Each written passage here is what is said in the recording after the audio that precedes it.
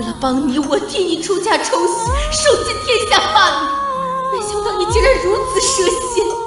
如果有来世，我一定不会放过你。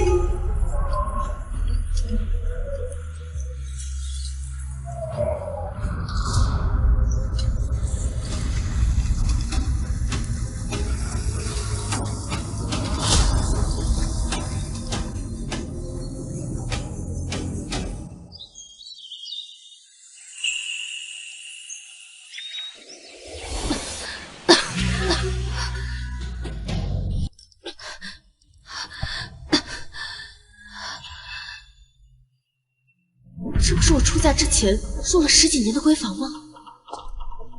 姑娘，你怎么坐起来了？脑袋还是很疼吗？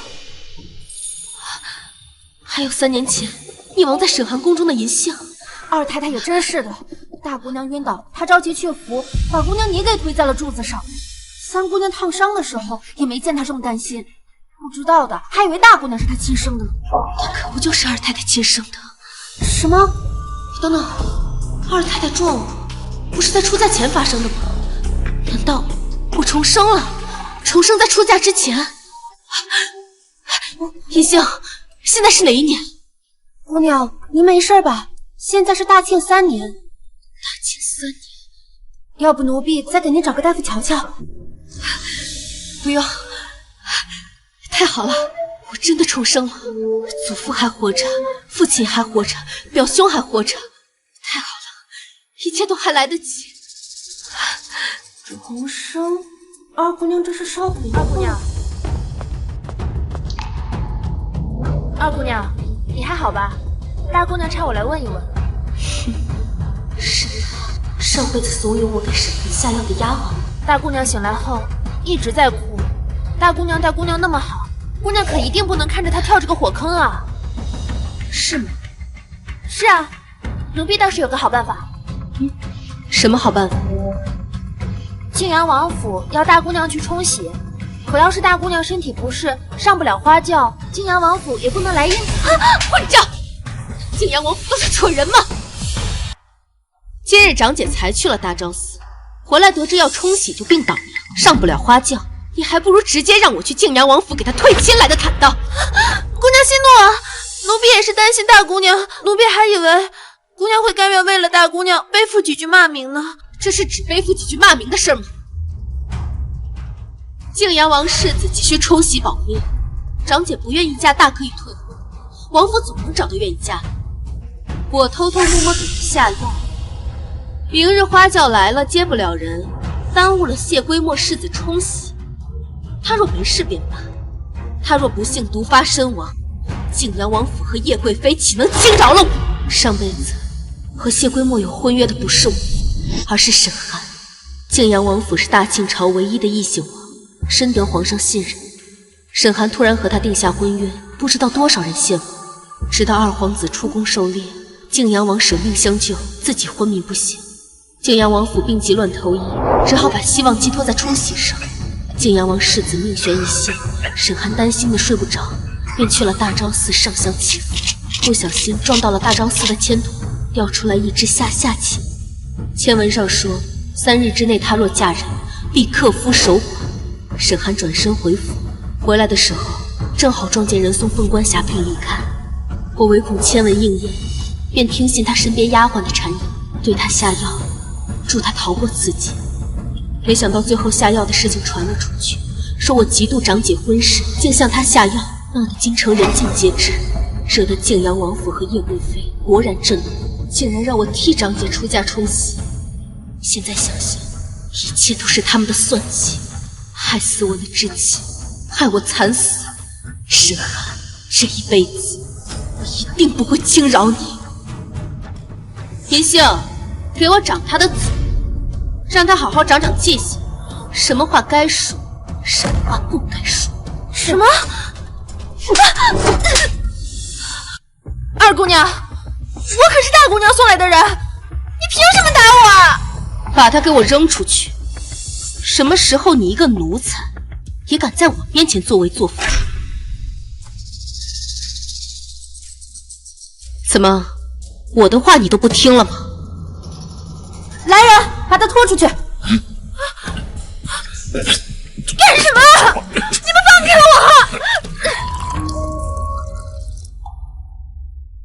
我！姑娘，您别气坏了身子，豆蔻也是心疼大姑娘。你不必替他求情，以后豆蔻不再是我院中之人。姑娘，我累了，退下吧。是。姑娘一向性情温和，豆蔻做错了什么？怎么把姑娘气成这样？这一巴掌只是开始，我绝对不会把这样一个吃里扒外的丫鬟留在身边。不过豆蔻怂恿我不成，二太太肯定会有别的动作。但无论她想做什么，我都不会让她成功。这辈子，我要让泾阳王府的花轿空着来，空着回。我要谢家主动退亲。你说什么？他拒绝了？是啊，姑娘，奴婢话还没说完呢，就被二姑娘劈头盖脸一顿骂，还将奴婢赶出了庆医院。你看奴婢的脸，都是他打的。大姑娘，你说，该不会二姑娘知道了些什么吧？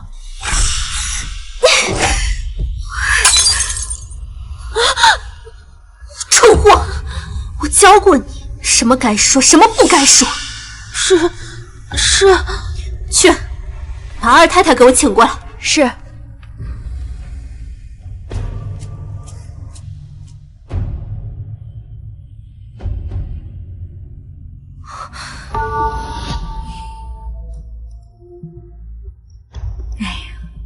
这又是怎么了？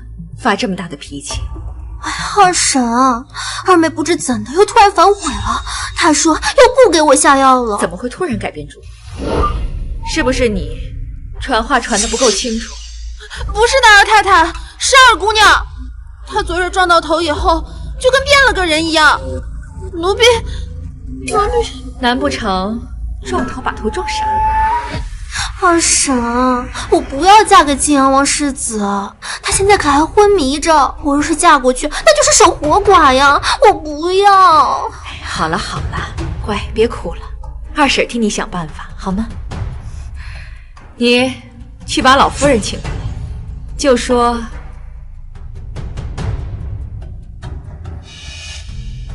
听清楚了吗？是，奴婢记住了。沈棠，我费尽心机为我女儿谋求来了侯府嫡女的位置，可不是为了让她嫁给一个昏迷不醒的废物。这替嫁你非去不可。沈棠，你跟我争，必输无疑。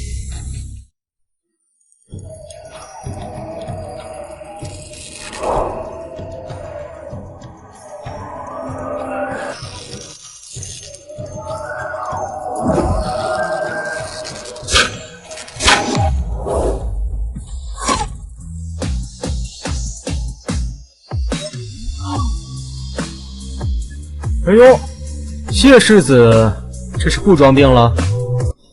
你怎么了？外面闹得风风雨雨的，说你谢世子啊病入膏肓，药石无医。我这个做兄弟的来送你最后一程。嘴贫！我听说你费尽心思求金南侯去平远侯府下聘，怎么突然反悔了？还散播自己昏迷不醒的消息。聘礼下错了。啊？什么？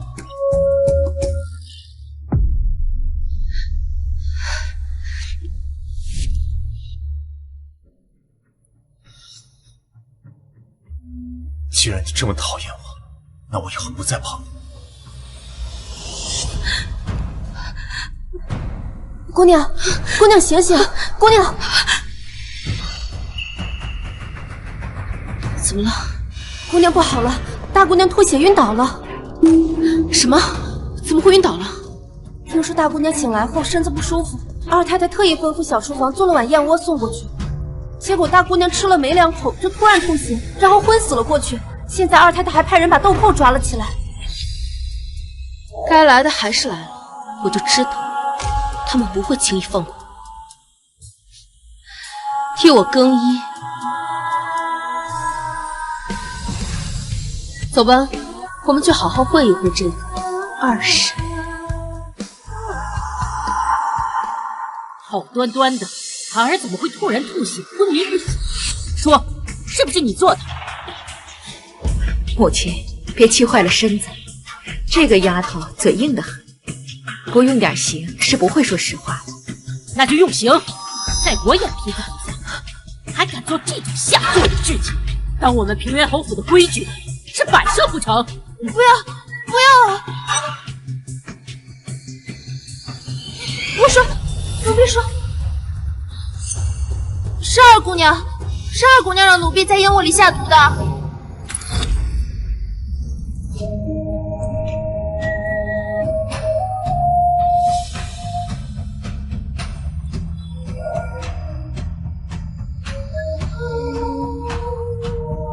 是二姑娘让奴婢在燕窝里下毒的。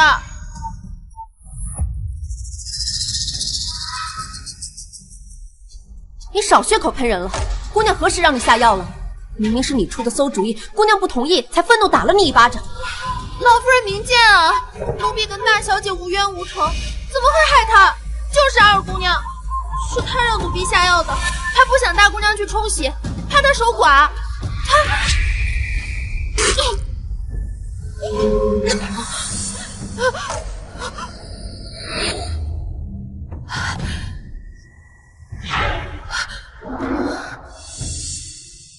现在死无对证，我看你沈棠还怎么狡辩。母亲，这人怎么说没就没了？该不会是有人想杀人灭口啊？二姑娘，你有什么话要说吗？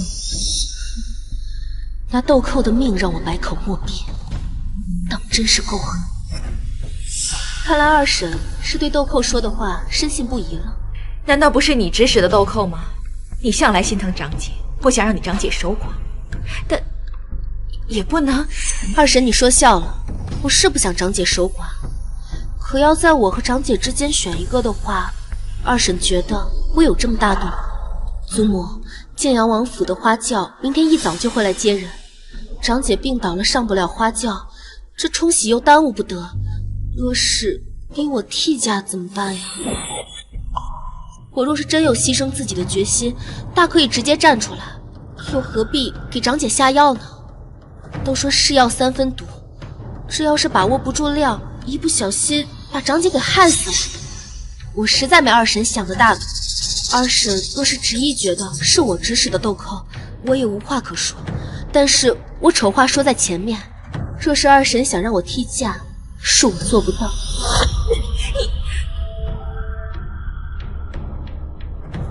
大夫，我孙女儿有无大碍？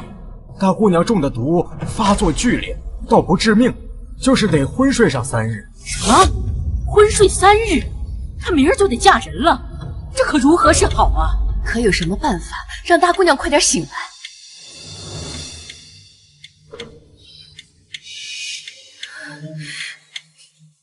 母亲，看来现在只能让二姑娘替嫁了。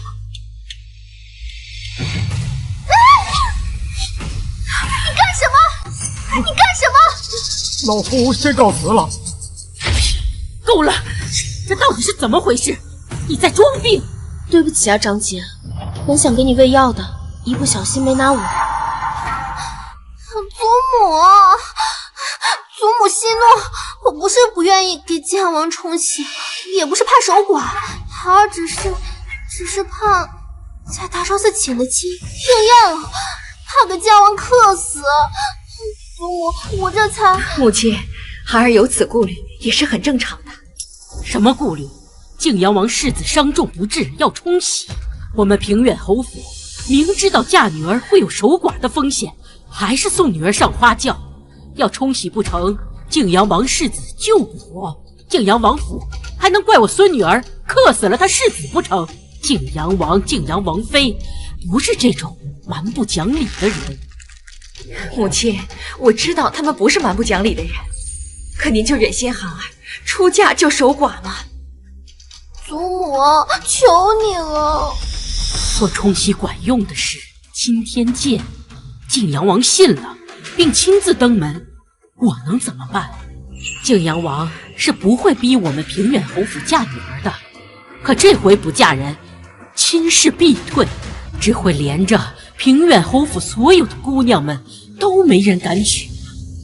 我就是再怎么心疼寒儿，也不能为她一个不顾整个平远侯府吧。无论冲喜成不成功，晋阳王府都不会亏待寒儿。我就知道，在祖母眼里，谁都没有平远侯府的名声重要。你就安生待着，等着晋阳王府的花轿来接你。祖母，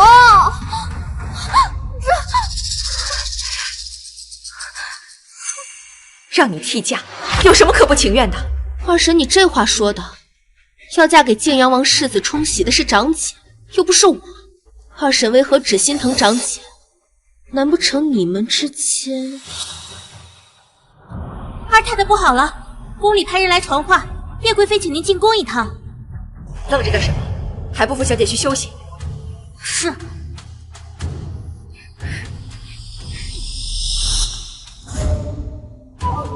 心虚。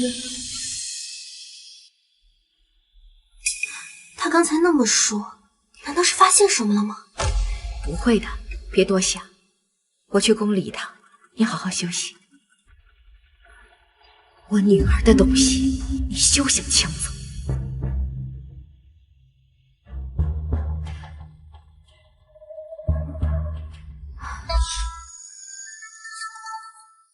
好端端，你哭什么？不会是舍不得豆蔻吧？豆蔻胳膊肘往外滚，帮着大姑娘推姑娘进火坑，奴婢才不会舍不得她。那你哭什么？奴婢是心疼姑娘，姑娘对大姑娘这么好，有什么好事都捡着她。可是大姑娘为了自己，把姑娘推进火坑。以后我不会再对她好，还会把给她的那些东西全部都拿回来。姑娘才不是这样的人，别说送出去的东西拿回来了，姑娘以后能少些被大姑娘占点便宜，奴婢就谢天谢地了。我会让你看到的。现在我让你去帮我做一件事情。什么事？我这院中不知道被沈寒安插了多少豆蔻这样的人，你去帮我全部找出来，今日之后一个不留。好，奴婢这就去。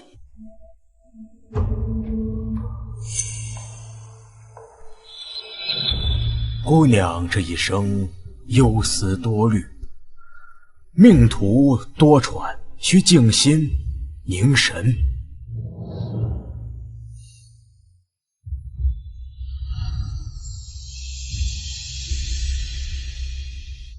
静心凝神，上辈子我处处忍让，最后落得家毁人亡的下场。这辈子我审他们遇神杀神，遇佛杀佛。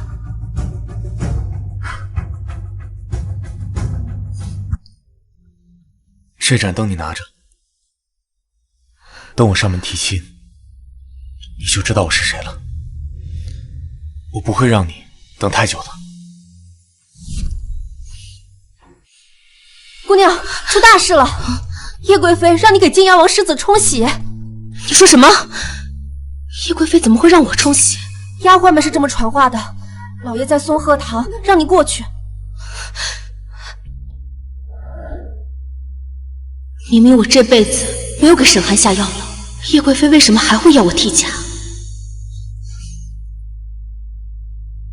与晋阳王世子定亲的人是寒儿，为何突然换唐儿给他冲喜？叶贵妃传我进宫，她听说二姑娘怕大姑娘守寡，给大姑娘下药的事，很是生气，问我到底有没有过这个事情。我是真的不知道怎么回答，心想着二姑娘心疼长姐，怎么也比大姑娘给自己下药的强啊。我心想着大姑娘的脸面，还有咱们侯府的脸面，就没有听二姑娘过多的解释。可谁曾想，叶贵妃非常的生气，当时就决定了让二姑娘替嫁。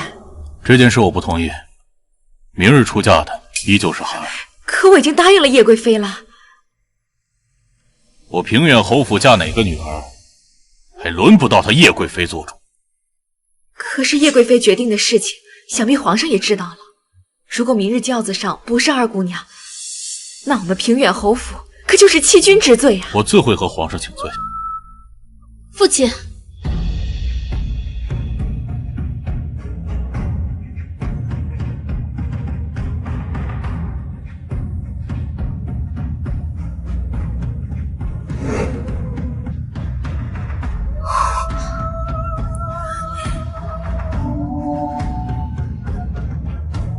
父亲，唐儿来了。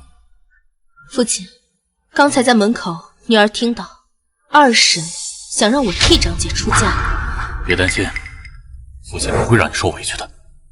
父亲，方才在梦中，母亲说今儿一早您送去了母亲最爱吃的海棠糕，是这样吗？你母亲还说什么？我母亲还说让我替父亲分忧。父亲，给泾阳王冲喜的事，可不可以让我自己做决定？父亲没有什么事需要你帮着分忧。父亲，我只是不想因为此事和长姐生出嫌隙来。我和长姐有商有量，也不用让父亲夹在中间，左右为难。唐儿长大了，知道心疼父亲了，就让她们姐妹俩自己做决定吧。唐儿，那就你自己做决定吧。谢父亲。走吧。小金鱼，二婶有没有听说过狸猫换太子的典故？你说这话是什么意思？没什么，我只是想提醒二婶，夜路走多了呀，小心引火烧身。沈棠这话是什么意思？难不成他真的知道了什么？不会的，这件事我做的这么隐蔽，他怎么会知道？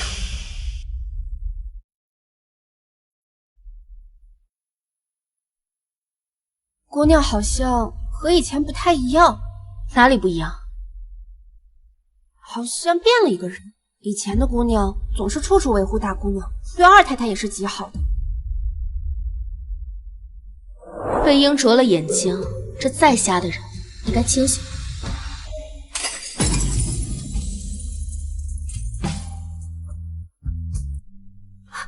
谁把姑娘最心爱的琉璃灯挂到这儿了？还摔碎了！姑娘，改日陪姑娘染新的。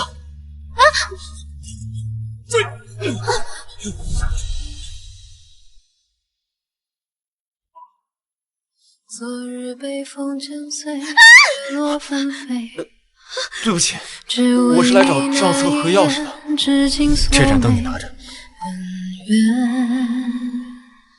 等我上门提亲，你就知道我是谁了。不会让你久等的。姑娘，奴婢这就拿去给您修补。不必了，让四儿拿去丢了。姑娘，早就该扔了的东西，留着也没什么用。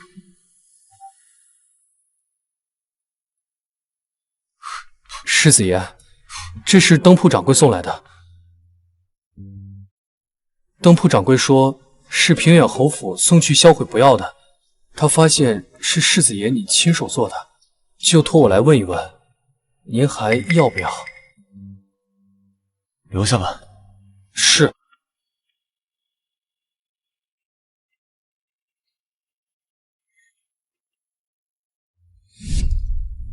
我叫小唐儿，你叫什么？你放心，我爹可是平远侯，很快就会来救我们的。我没有名字，我们家族的人满18岁才会起。啊，那么严格啊？那我以后就叫你小黑，你长得这么黑。这是我娘给我的，叫琉璃蝎，是一对，这一半给你，以后你看见它就能想起我了。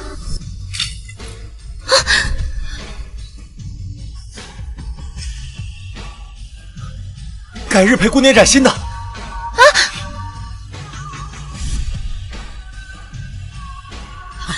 对不起，对不起，我是来拿钥匙和账册的。唐儿姑娘，发生什么事情了吗？不是，原来他叫沈腾。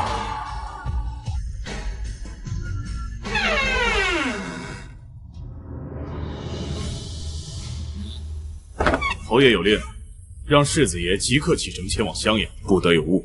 让开！现在有重要的事情要做。侯爷说，定亲的事他去替世子提，您不用担心。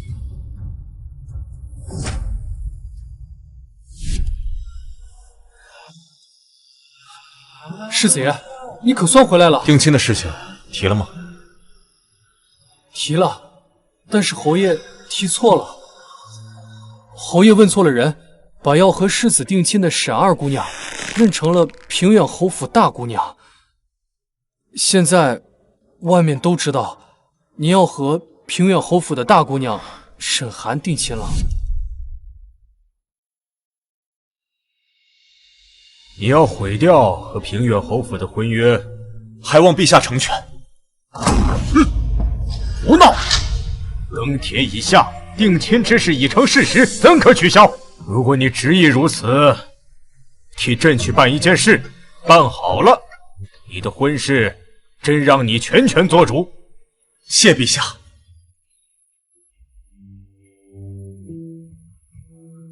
我要南下查案半年，这半年就说我不在，因伤中毒昏迷不醒。是。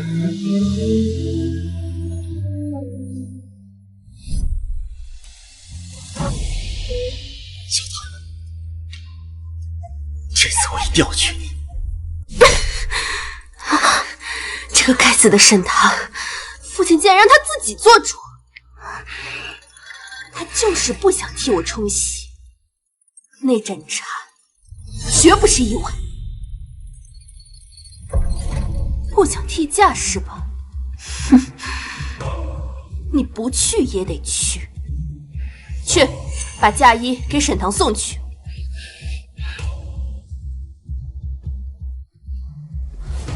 等等，再去给我打2桶井水过来。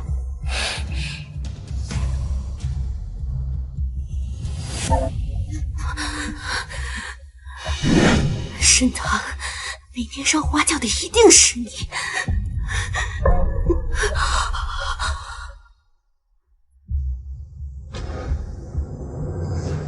二姑娘，这是大姑娘那边送来的，给你你就拿着。姑娘，奴婢这就把嫁衣给大姑娘送。放下吧，姑娘。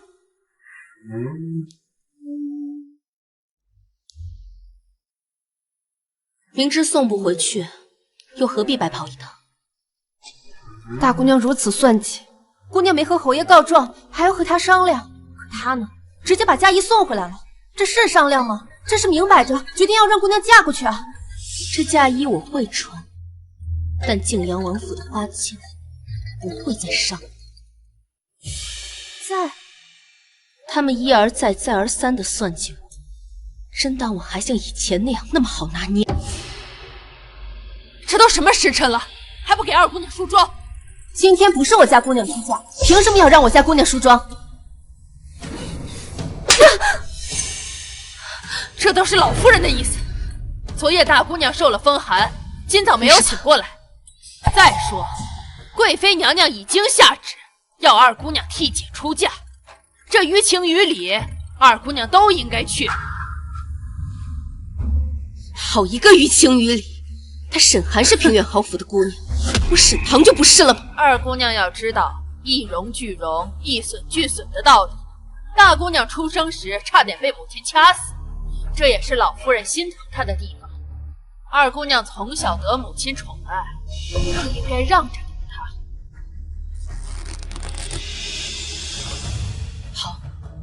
好一个让着的！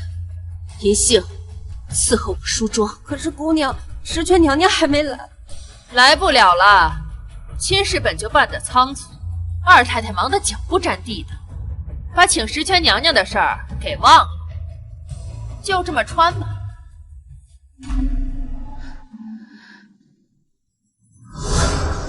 这辈子，我要让静阳王府的花轿空着来，空着回，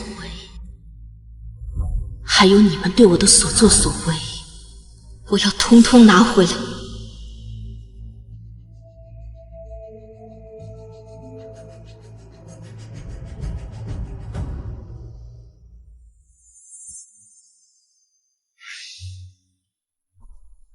世子爷今日可是打算和唐姑娘说清楚了？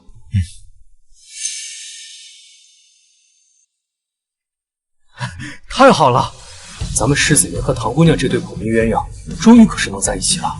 在一起。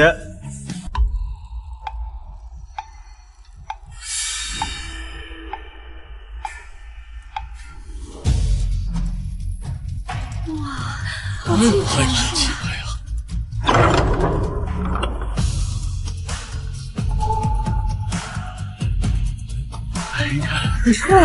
这么快就出来了，平远侯府果然上当了。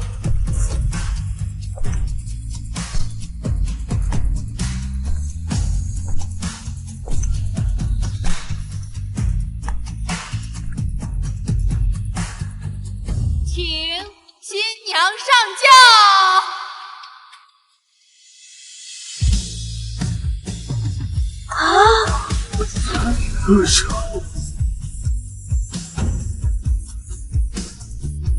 怎么回事？这婚我嫁！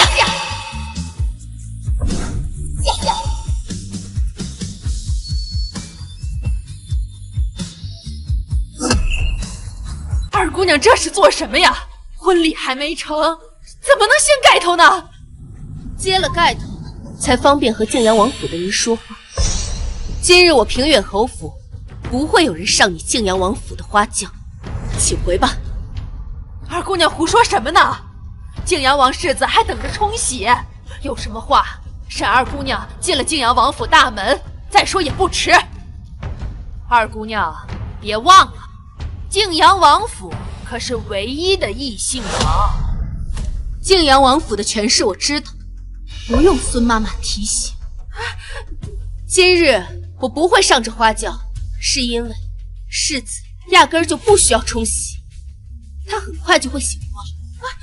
沈二姑娘就这般笃定，若是我家世子爷醒不过来呢？若他醒不过来，我沈棠给他陪葬。沈二姑娘不惜以自己的命赌我家世子爷没事，为何就是不愿上静阳王府的花轿呢？与你家世子有婚约的人是我长姐，若是冲洗不管用，我自会守寡，嫁了也就嫁了。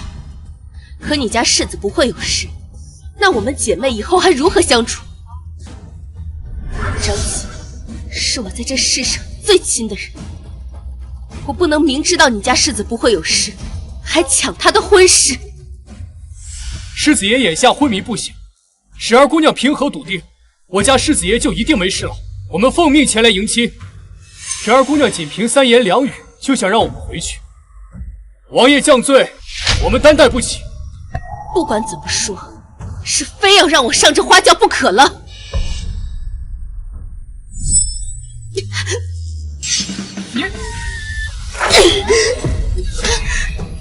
公主，你这样，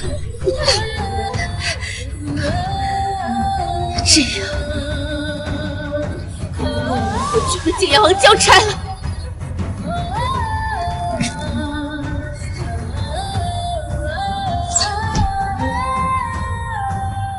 都别动，放沈二姑娘回去。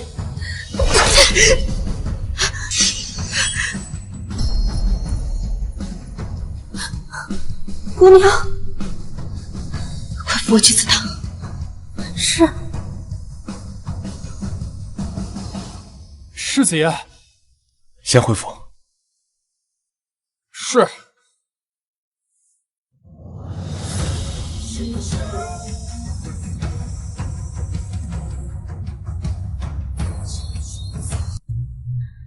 沈堂他上花轿了吗？真是事儿多，早点替嫁不就好了吗？非要我装病，我的手都泡皱了。你杵在这站着干嘛呢？二姑娘没有上花轿。你说什么？今早二姑娘当众掀了盖头，还说今日不会有人上晋阳王府的花轿，将花轿拒了。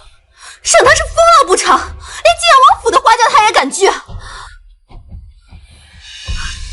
是这样也好，他拒了晋阳王府的花轿，叶贵妃和圣上定然会勃然大怒，到时候降罪于他，我正好名正言顺可以不嫁入晋阳王府。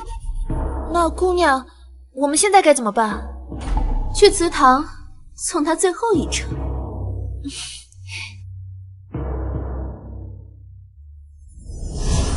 你不愿替嫁，大可以直说，又没有人逼你。你一个人不痛快，要让整个侯府遭殃吗？二婶就不好奇，为什么我赌上性命也不愿意上晋阳王府的花轿？好啊，那你倒是跟我说说，你为什么这么做？父亲，我会在祠堂一直跪到晋阳王醒来为止。等他醒来之后，我会把一切都告诉你。我看你是疯了是不是？这么多太医都治不了，其实你说他能醒，就能醒的。我说他能，他就一定能。够了！晋阳王府的花轿已经被送走了，现在除了祈祷晋阳王世子得救外，还有别的办法吗？堂儿，为父再信你一次。只不过这次我是赌上了我平远侯府的所有身家，千万不要让为父失望。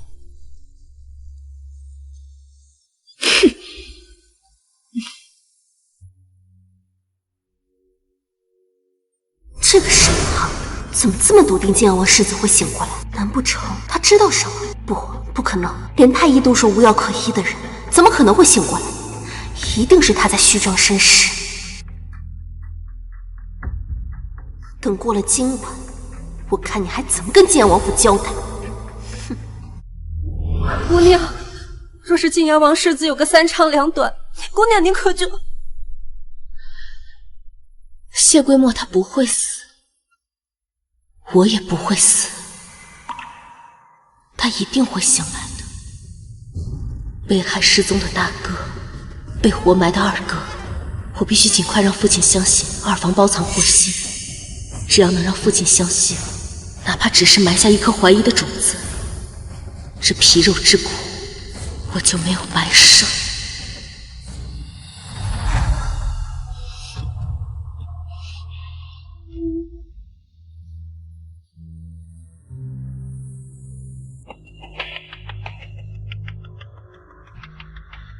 明日你便向外说出，泾阳王府的世子已经醒了。可是世子爷，陛下吩咐，事情没解决之前，您不能回京。让你去说，你去说就是了。皇上那边，我自会去解释。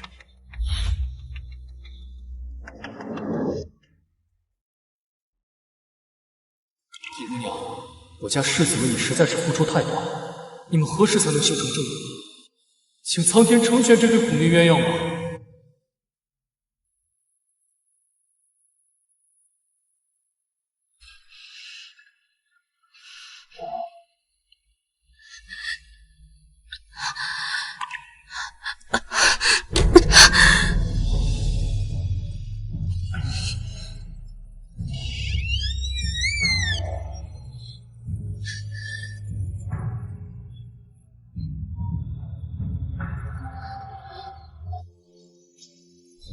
桃儿，父亲，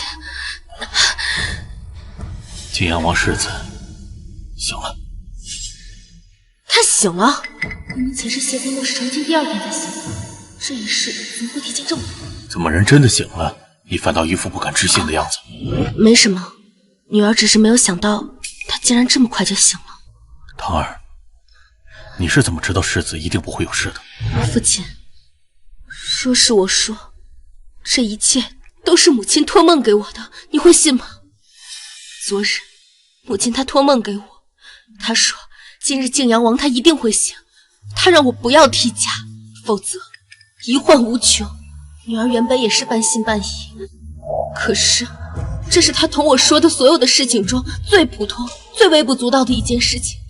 女儿担心其他的事应验，所以这才铤而走险，斗胆拿自己的性命去验证。你母亲她还说了什么事？父亲，大哥他当年在灯会上走失，不是意外，也不是舅舅的疏忽，而是二叔二婶算计。不可能，你二叔他不可能是这样。父亲，女儿知道你与二叔情同手足，你不愿意相信他害死了大哥，可是我与大姐又何尝不是情同手足呢？真正出了事儿，他还不是一样把我这个亲妹妹往火坑里推？父亲，我求你了，你相信我。母亲她告诉我，她说大哥还活着，他现在应该还在京都。你还是不愿意相信我？无妨，女儿自己一样也能找到大哥。只是父亲，你答应我，我虽然不奢望你去查二叔，但是你一定要对二叔存有一丝疑心，留有一丝防备，你答应我好不好？父亲，女儿已经没有母亲了，女儿真的不想再失去父亲。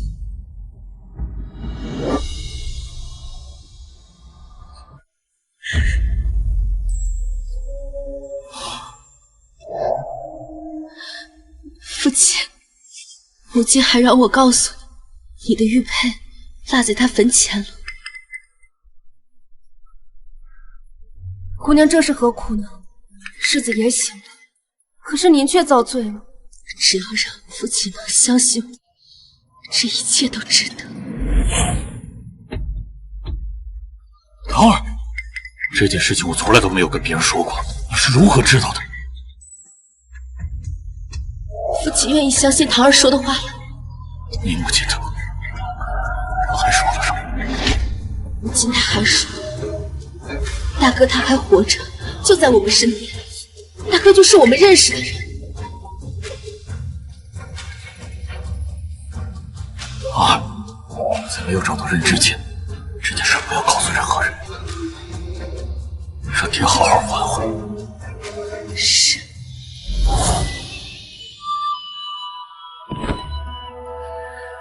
其实到死，沈儿也没有告诉我大哥的下落。这已经父亲的帮我说，想必应该很快就能找到大哥。你说什么？晋阳王世子醒了？传话的人是这样说的，老爷一大早就去祠堂叫二姑娘，想必应该是真的。只说无药可救吗？怎么就醒了呢？涵儿，你冷静一点。冷静？我怎么冷静？怎么会呢？世子怎么会醒？世子怎么会醒呢？要是让世子知道，我宁愿装病也不嫁给他，他会怎么处置我？涵儿，不会的，涵儿，你放心，这件事情我做得很隐蔽，不会有人发现的。交给我，我去帮你铲平一切。二婶，安心不怕，有我在。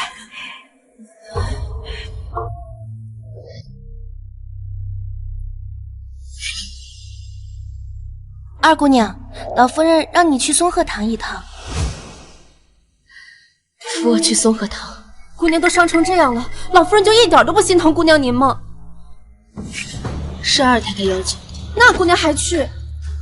正因为如此，我才更要去。母亲死后，将东会交由二婶执政，这府邸上下没有一人会听她。想要扳倒她，必须瓦解她为祖母心中的地。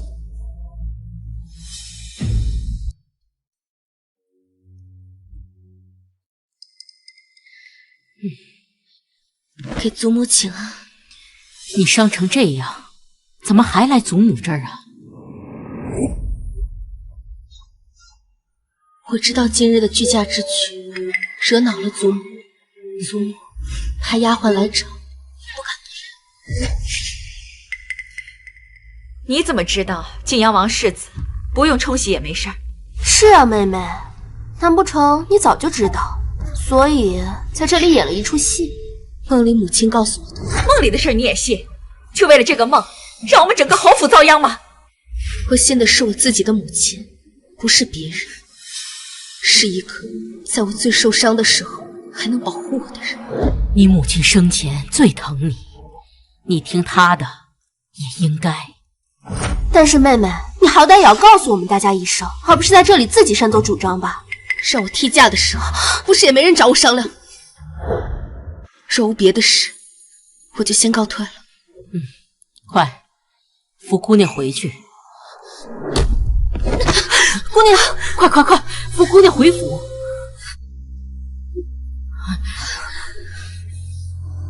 你看看你们干的好事，还不快！奴婢总算知道为什么姑娘明知道是二太太找姑娘去的，还要去松鹤堂了。姑娘您晕倒后，老夫人特别担心您，质问二太太为什么不顾姑娘您的身子，还要您过去，把二太太和大姑娘给骂惨了，还罚了二太太1个月的俸禄。祖母平日里礼佛，对二太太做的事睁一只眼闭一只眼，这次是她做的太过了，以后至少明面上她对我得过得去吧。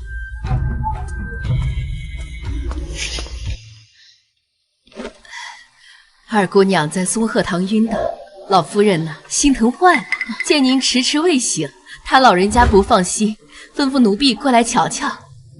让祖母担心了，是我不孝。老夫人知道二姑娘受委屈了，她也心疼，特意命奴婢带东西过来。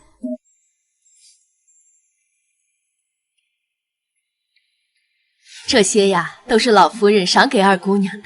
二姑娘，你好生休息，那老奴就先回去了。辛苦王妈妈。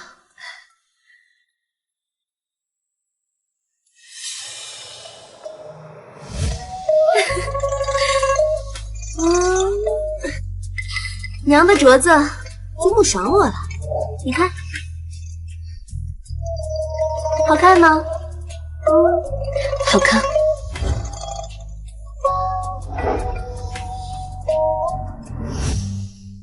姑娘，这是夫人当年的陪嫁，没想到老夫人竟然把这套首饰送给您。前世祖母把这套首饰给了沈寒，她还特意在我和谢归墨回门那天戴上。煽动祖母动怒，目的就是都收起来。姑娘重姐妹情，现在府外的人都说姑娘傻，明知道嫁给晋阳王世子不会守寡，还拒绝这么一桩好的亲事。姑娘为什么不愿意嫁给晋阳王世子呢？姑娘为什么不愿意嫁给晋阳王世子呢？妹妹，晋阳王想娶的人是我，不是你，他喜欢的人是我，现在他已经醒了，还请妹妹把他还给我。姑娘不愿意嫁人，该不会是有了意中人吧？那盏姑娘极为在乎的琉璃灯，不会是心上人送的吧？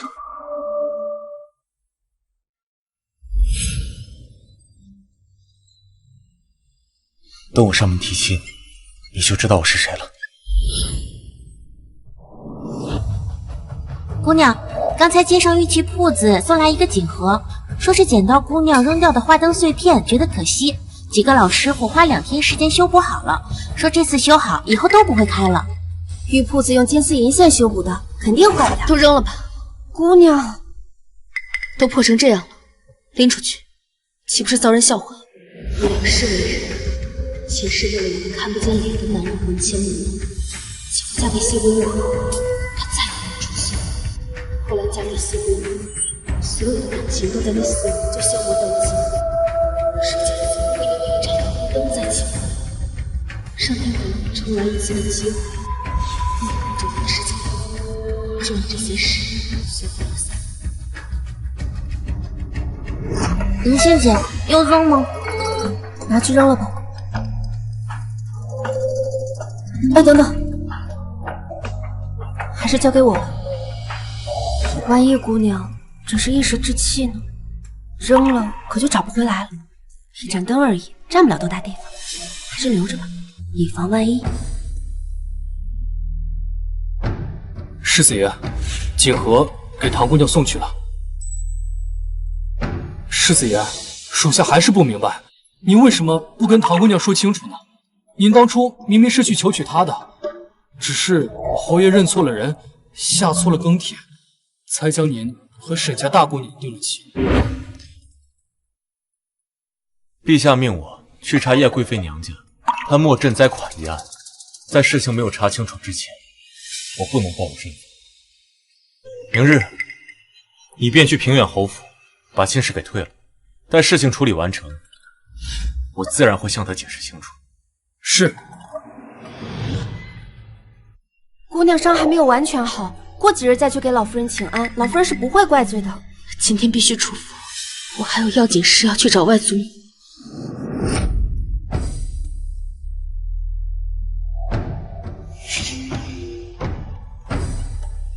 祖母，大夫让你静养，你怎么又来祖母这儿了？快坐下。是。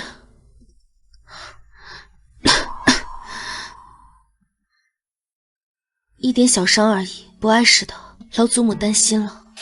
人都晕倒了，还说是小伤啊？祖母知道你有这份孝心就够了，以后啊还得以自己的身子骨为重啊。是。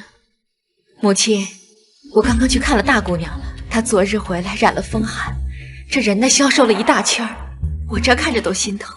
您要是看见了，可更是心疼坏了。怎么这么严重啊？是。这事儿是我的不对了，想拒嫁又没和长姐商议，害得长姐在井水里泡了一整天，这才让她病倒了。明明就是丫鬟偷懒了，昨晚忘了关窗，才让大姑娘寒气侵体了。我怎么没听过是泡井水泡病的？这事儿在府里都传开了，二婶不会没听说吧？你们呢？你们都没听说吗？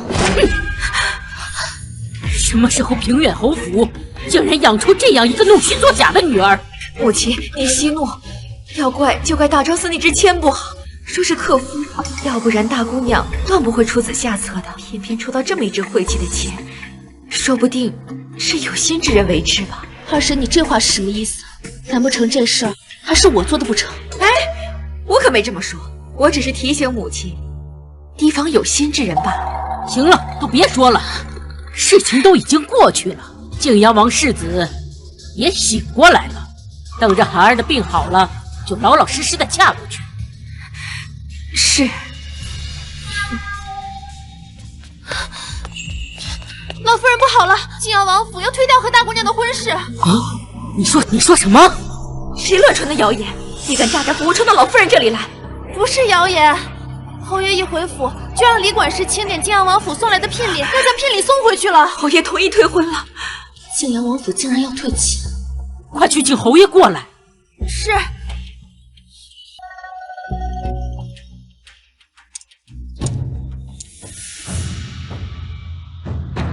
母亲，靖阳王府当真要退亲？靖阳王府要退亲，你怎么也不跟我商量就直接答应了呢？母亲，这世上没有不透风的墙。当初靖阳王世子需要这门亲事的时候，我们平远侯府的女儿不嫁，现在不需要了，那能不退啊？难不成要我平远侯府跟靖阳王撕破脸？那也不能说退就退呀。像靖阳王世子要娶我们大姑娘这般，他易如反掌。可是大姑娘再嫁这般家世的，可就难如登天了呀！闭嘴！家事不是轮到你说了算。母亲，寒儿跟靖阳王世子的订婚玉佩，凭您手中。在寒儿手中，去拿来。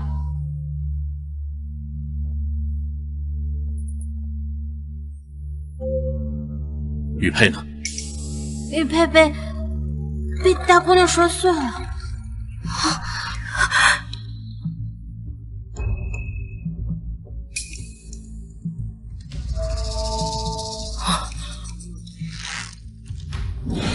大哥，你莫要生气，这大姑娘一定是不小心的。什么不小心？看她分明就是故意的。当时不愿冲喜的时候，孙子平原退婚的也是他，事情做得不值，连退婚都退得不体面，哪还有一点大家闺秀的样子？传令下去，妻子3个月哪儿都不能去。是。什么？大哥，您这未免罚的也太重了点。我惩罚我自己女儿，二弟妹好像比我还关心。我不是那个意思，毕竟涵儿是我一手带大的呀。再怎么说，沈寒也是我平远侯府的嫡长女，二弟妹平日没事来我府里转悠。定亲玉佩即便碎了也得还回去。母亲，还是先告退。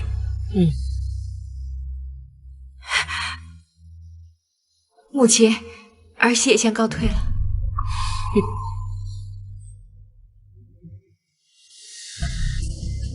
看来父亲已经开始怀疑沈寒和二太太的关系了。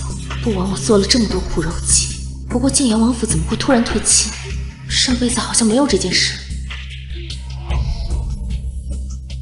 那唐儿也先行告退了。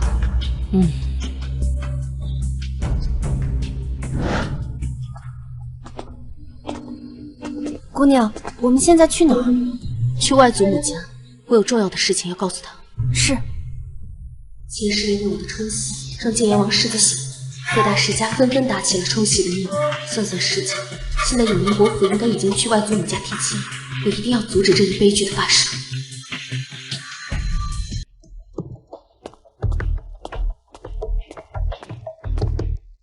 世子爷，平远侯府的婚退了，不过陛下那边召您入宫解释。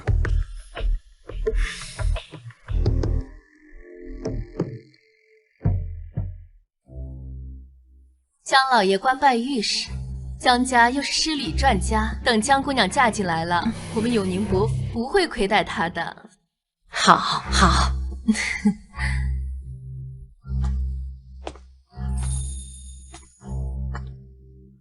老夫人，表小姐来了。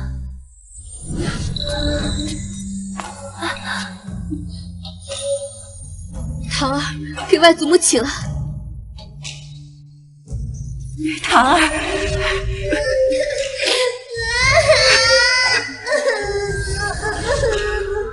唐儿，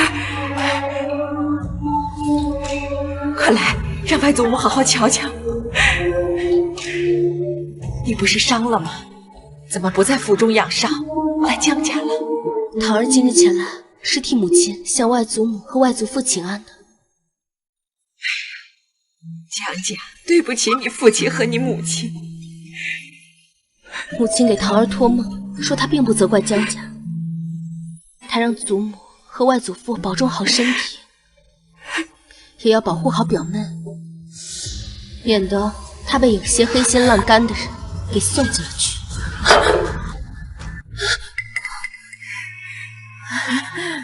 老夫人既然有贵客要见，那我就不叨扰了，先告辞了。哎，这永宁伯夫人怎么了？想来应该是心虚了。心虚？外祖母刚才是否在给表妹商量提亲的事？是，怎么了？永宁伯世子身染恶疾，病入膏肓，命不久矣。一旦病逝，这世子之位就是李三少爷的。永宁伯夫人现在竟有心情给自己并不着急议亲的嫡次子议亲，不觉得奇怪吗？你的意思是，永宁伯府打的这是偷梁换柱，借嫡次子的幌子，给病入膏肓的世子成亲冲喜，真是欺人太甚！这永宁伯府竟敢如此诓骗我江家！祖母，外祖母，您当心别气坏了身子。我怎么能不生气呀？要不是你及时进来，我就晕昏了。外祖母，你现在知道也还来得及。我还有一个好消息还没告诉你。什么好消息啊？在梦中，母亲告诉我，大哥他开火场，而且人就在京都。外祖父和舅舅不必找人再去寻了。是真的吗？你大哥在京都，你没骗外祖母吧？等找到了大哥，外祖母就知道我不是在骗你了。前世大哥就是跟随舅舅和表哥上街逛花灯丢失的。外祖母一家为了寻找大哥殚精竭虑，还和侯府断了往来。这辈子我一定要让江沈两家重修于好。表妹，你听我一句劝，千万不要嫁去永宁伯府。表姐，我记下了，以后我也不会跟他们再来往了。你母亲还有交代吗？祖母，春闱在即，两位表哥一定会榜上有名的，但是切记不要在春闱前去有水的地方。为何？祖母，你听我的便是。你知道我是不会去害他们的。祖母记住了。那今日天色也不早了，我就先告退了。好不容易才来一回，姐姐不能陪外祖母吃顿午饭再回去吗？这一走就不知道什么时候能再见了。以后我会多来叨扰的，若是次数多了，你和外祖母不能嫌我烦啊。外祖母只怕你能住在江家，日日在跟前瞧着才安心，怎么会嫌你烦呢？外祖母，那我就先告退了。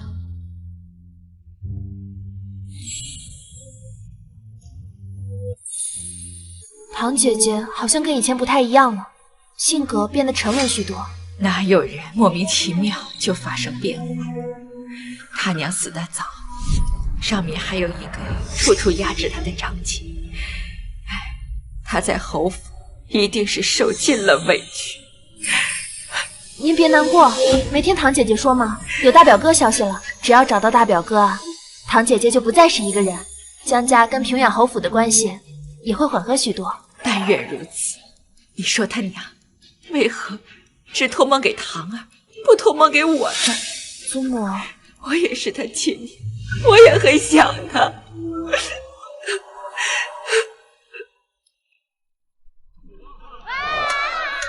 姑娘，未经过家里同意就来江家了，回去会不会挨罚？不会，我跟在父亲身后出的松鹤堂，紧接着就出府了。祖母一定以为是父亲同意的，祖母不敢责怪父亲，甚至提都不会提半句。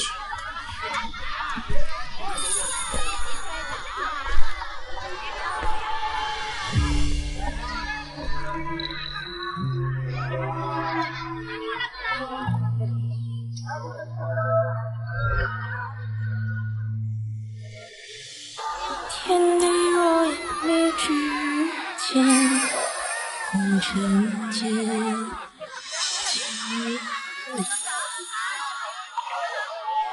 姑娘，你是看到什么人了吗？没什么，肯定是我看错了。旧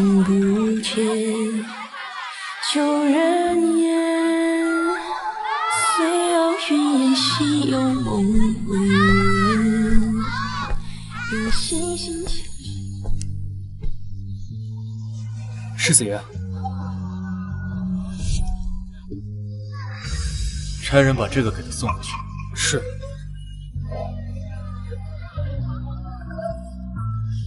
世子爷，圣贤难测。世子爷因为私自退亲一事又被陛下处罚，这个月再不破解昌平侯府，他莫赈灾款乱。世子爷和唐姑娘恐怕永远不会在一起。姑娘，这是靖阳王送过来的。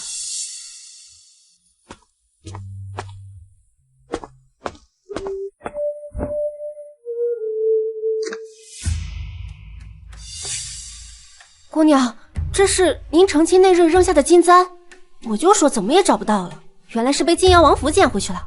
这样看，那个靖阳王世子还是个好人嘛。出去。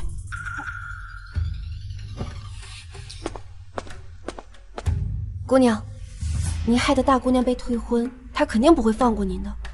我让你办的事办得怎么样？姑娘吩咐的事我都做了，江二太太安排在我们院中的眼线全都发卖了出去，只是有一个人奴婢不敢动。谁？蒋妈妈。不知道姑娘是否记得10年前您和大姑娘同时从树上摔下来，当时负责照顾您的是夫人留给您的奶娘周妈妈，但是却被二太太以护主不利的名义给送去了庄子上，最后换回来的是她身边的蒋妈妈。我记得当时沈寒故意从树上摔下来，周妈妈替我解围，反而被送去了庄子上。我怎么把周妈妈给忘了？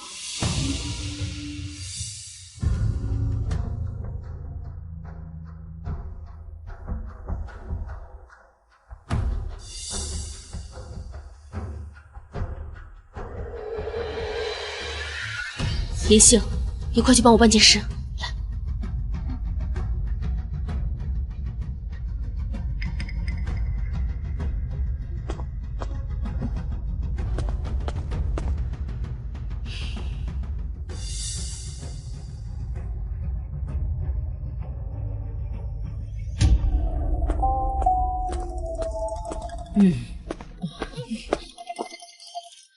给祖母请安。坐下吧。大夫让姑娘好生休养，昨儿个也不知道为什么事儿，这么着急出府。去了江府一趟。去江家也不用这么急嘛。母亲让我带她去江家拜见外祖父和外祖母，我不敢拖延，这胳膊也没有大碍，就赶紧把这事给办了。姐姐心疼二姑娘，欣喜江家，唯独不心疼涵儿。若是托梦给涵儿，咱们平远侯府和晋阳王府的婚事也不会被推理。都说日有所思，夜有所梦，长姐心中从不想着母亲，母亲就是想给她托梦也办不到吧。要是母亲真给长姐托梦，要她嫁给晋阳王世子，二婶，你是会劝长姐听母亲的话，还是怀疑母亲就是死了也要爱长姐？二婶是会劝长姐听母亲的，还是怀疑母亲就算是死了也要害长姐？二姑娘什么时候变得这么伶牙俐齿了？以前还真是小瞧了你。可能是大病了一场，醒了之后便清醒了不少。二妹妹今儿怎么是自己来的？跟着的丫鬟呢？丫鬟在的，只是进了院门之后发现我的金簪不见了，所以就回去找金簪去了。金簪自然是要找的，但是身边也不能没了个丫鬟，不然以后我们王府来客，不知道的还以为我们平远侯府嫡女身边连个使唤的丫鬟都不够呢。我周围婆子丫鬟多，不如分几个给二妹妹。如果二妹妹日后有相中的，再换回来也好啊。祖母，我瞧着祖母身边的这个秋桐就十分合眼缘，不如祖母将她赏给我，这样我也不用去找最合适的。秋桐是老太太的大丫鬟，怎么能赐给你？这样吧，二婶给你安排几个，手脚伶俐、办事灵光的。多谢二婶和长姐的好意，但是祖母，我就是想要秋桐嘛，求你了。一个丫鬟而已，祖母还会舍不得？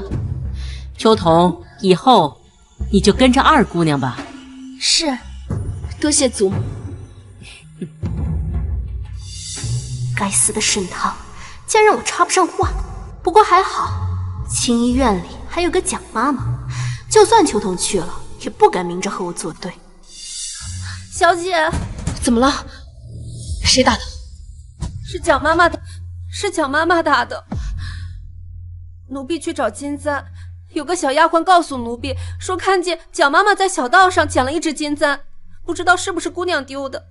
奴婢就去找蒋妈妈问，谁知道蒋妈妈说没有，还打了奴婢2巴掌。胡说，蒋妈妈怎么会做这样的事情？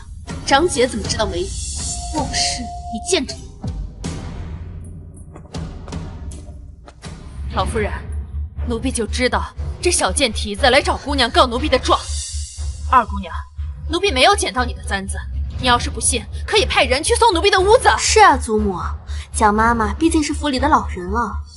妹妹，你也不能无凭无据冤枉了蒋妈妈呀。奴婢没有冤枉蒋妈妈，昨天真是那个小丫鬟说瞧见蒋妈妈捡到的那只金簪，而且她说的时辰和蒋妈妈帮姑娘去劝大姑娘的时间对得上，所以奴婢才没有怀疑，就去找蒋妈妈要金簪。你这小贱蹄子，你敢栽赃我！你行了，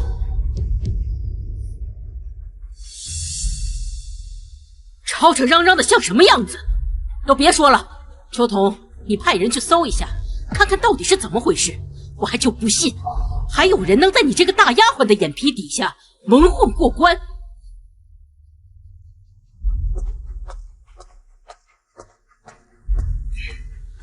秋桐一去，真相一目了之。倒是二姑娘，刚从江家回来，就发落家里的老人，怕不是学了什么坏东西回来。那金簪可是我母亲留给我的遗物。二婶，你这么说，莫非是觉得母亲给我的东西不重要。我不是这个意思。行了，你说你跟一个小姑娘计较什么呀？真是越活越回去了。唐儿，别伤心了，金簪祖母一定会帮你找回来的啊！该死的沈棠，怎么突然这么会讨祖母欢心了？比我还会装可怜。可搜到些什么？奴婢带人把蒋妈妈屋子里翻了几遍，没找到金簪。祖母，你看，我就说嘛，蒋妈妈怎么会做这样的事情？老夫人，一姓听信一小丫鬟，就怀疑奴婢媚下二姑娘的金簪，还请老夫人为奴婢做主，还请老夫人为奴婢做主啊！你还有什么事情没有禀告？奴婢是没从蒋妈妈屋里搜到金簪，但搜到了一张当票。当票？当票？奴婢屋子里怎么可能有当票？我明明出了当铺就扔了呀！当然是我让银杏放的。还是姑娘聪明，先让我将金簪放在蒋妈妈必经之路上，再让我派小厮盯着蒋妈妈的一举一动。当票蒋妈妈前脚扔，后脚小厮就捡了回来。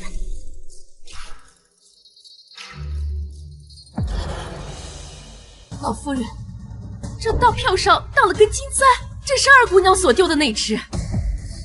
蒋氏，你还有什么话好说？老夫人，奴婢冤枉啊！肯定是有人故意将金簪放在奴婢的屋子里，奴婢没有做过。这上面还有你的指印，你还有什么好说的？来人，给他做指印比对。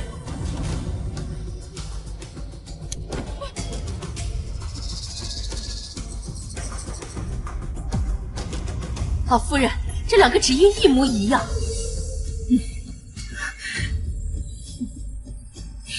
老夫人，这两个指印一模一样。蒋妈妈，我待你不薄，你若是缺钱的话，大可以跟我说，我绝对不会吝啬。你伺候我数10年，不会不知道这金簪是我屋中的东西，你就这么把它给当了。说是别的姑娘拿到手里也就罢了，要是没得说我与旁人私相授受。拿着当票去把金簪赎回来。这是死当，死当也得赎。是。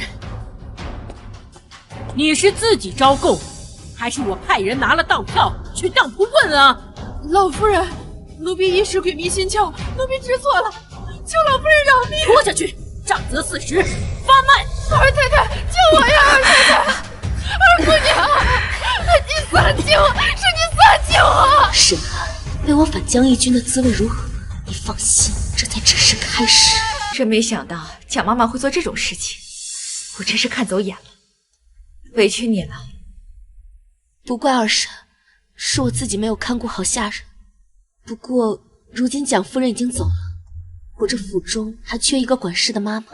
二姑娘刚向老夫人讨了秋桐，断不可以再向老夫人讨其他人了。这样吧，我那里的刘妈妈不错，一会儿给你送到你的亲医院去，可好？是啊，妹妹，我院里的张妈妈也是个听使唤的。二婶如今忙着府里的中馈，忙里忙外的，长姐更是生病，正是要用人的时候，我怎么敢去抢你们的人呢？听你的意思，是有想要的人了？不知祖母是否还记得当年伺候在我身边的周妈妈？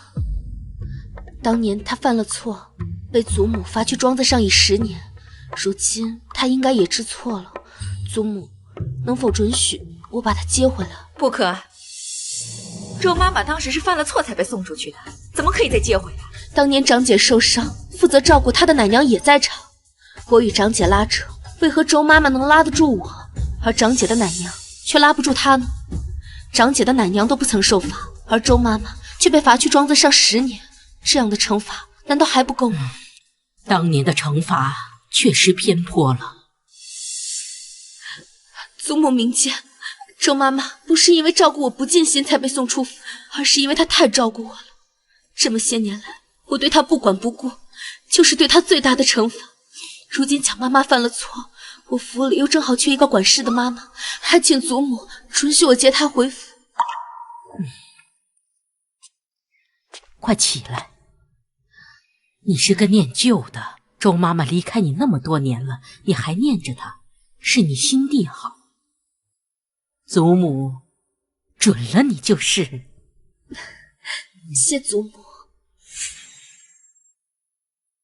那没有什么事，孙女就先告退了。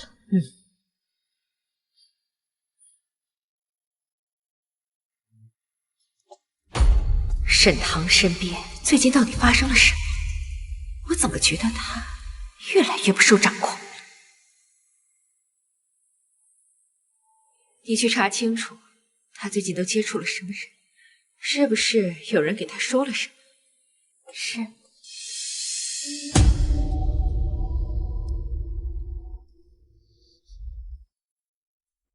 姑娘药膏珍贵，奴婢皮糙肉厚，不用药也很快就会好的。这药就是给人用的，不然留着干什么？难不成你想让我挨打呀？奴婢不是这个意思，奴婢宁可药放着坏掉，也不想看到姑娘再受半点伤。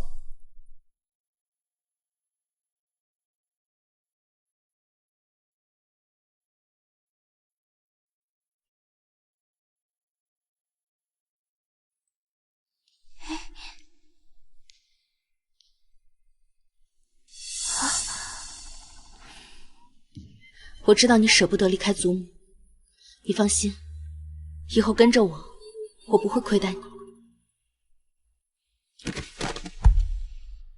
奴婢既然跟了姑娘，那姑娘就是奴婢的主子，奴婢会对姑娘忠心耿耿的。你说什么？他去沈棠院里打探消息的丫鬟都被赶出来了。是啊，秋桐姐姐天天在院中把守，连只苍蝇都飞不进去，岂有此理！我早就该想到，秋桐本来就是老夫人身边的老人，要是府里的大丫鬟，什么事情都瞒不过她的眼睛。当初让老夫人把她给出去，简直就是失策。阿婶，你知道我的本性吧？不会的，这件事我做的这么隐瞒，就连当初撞破我计划的小别主，也被我故意丢去了那门谷，不会有人知道。他最好死在外面，永远都不要回来。小姐，周妈妈回来了。姑娘，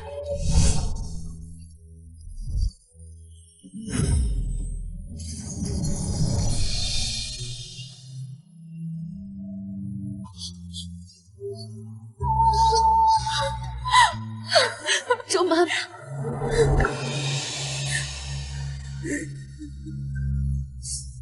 奴婢没想到这辈子还能再见到姑娘，奴婢有负夫人所托。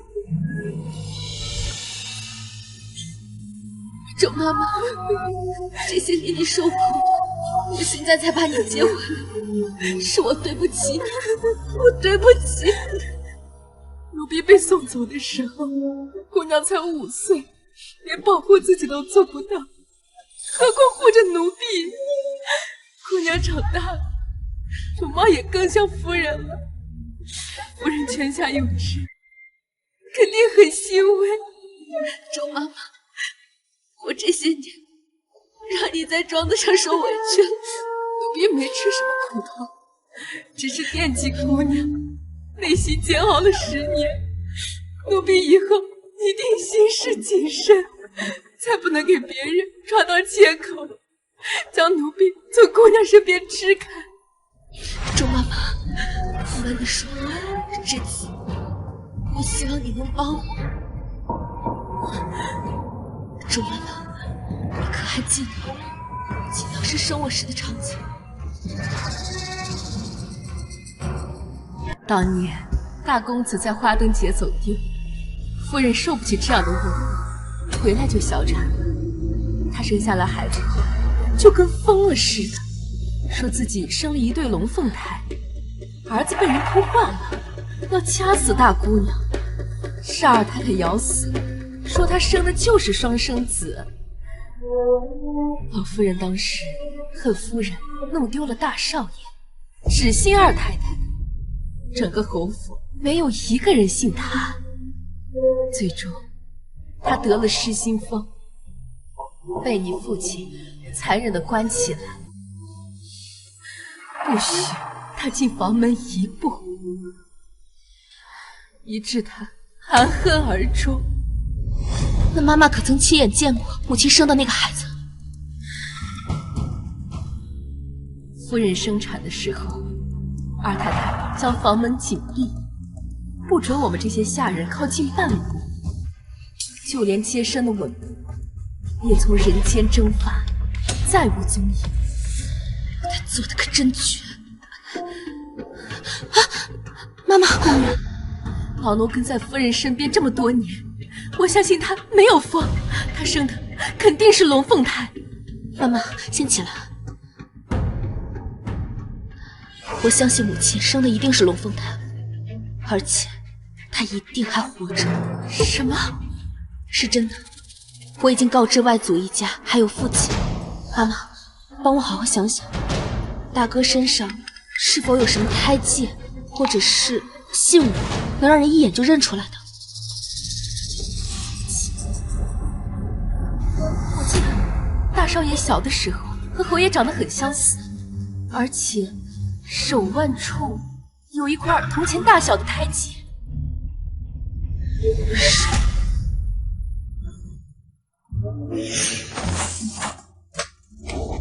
哟，舞剑呢？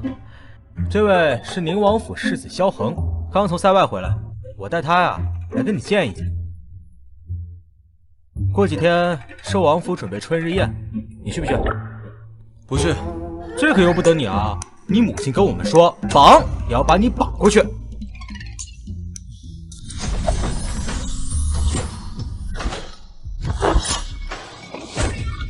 姑娘，你会学会舞剑了，还舞得这么好，一看就是有人教的。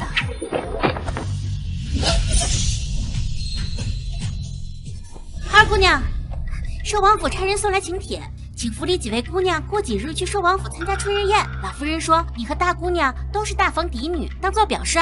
绣房给你们做了群商，叫上丫鬟婆子去看一看，顺便挑几件首饰，不要落了平远侯府的脸面。知道了，走吧。怎么感觉小姐好像变漂亮？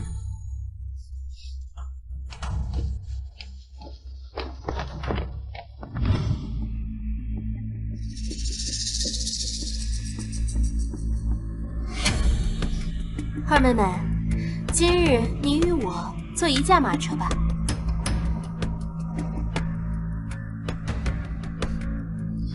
不用了，我上自己的马车就可以了。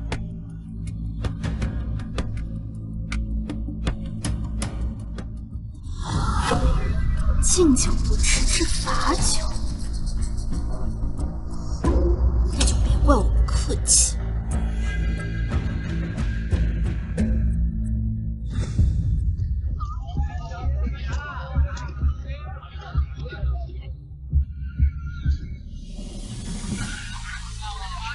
姑娘，大姑娘他们直接走了。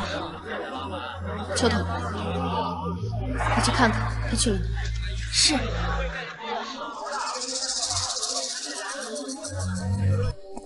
你看，这里，是他被退婚的那个。他怎么了？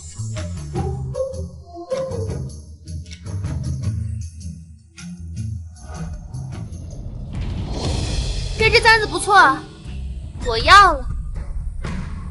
没想到这么巧啊，在这儿遇到闪二姑娘了。也不知那日闪二姑娘扎自己的金簪是不是出自晚翠阁，扎得疼吗？什么东西也敢搅和我二哥的婚礼？李姑娘这么诚心向我请教，怕不是准备扎自己吧？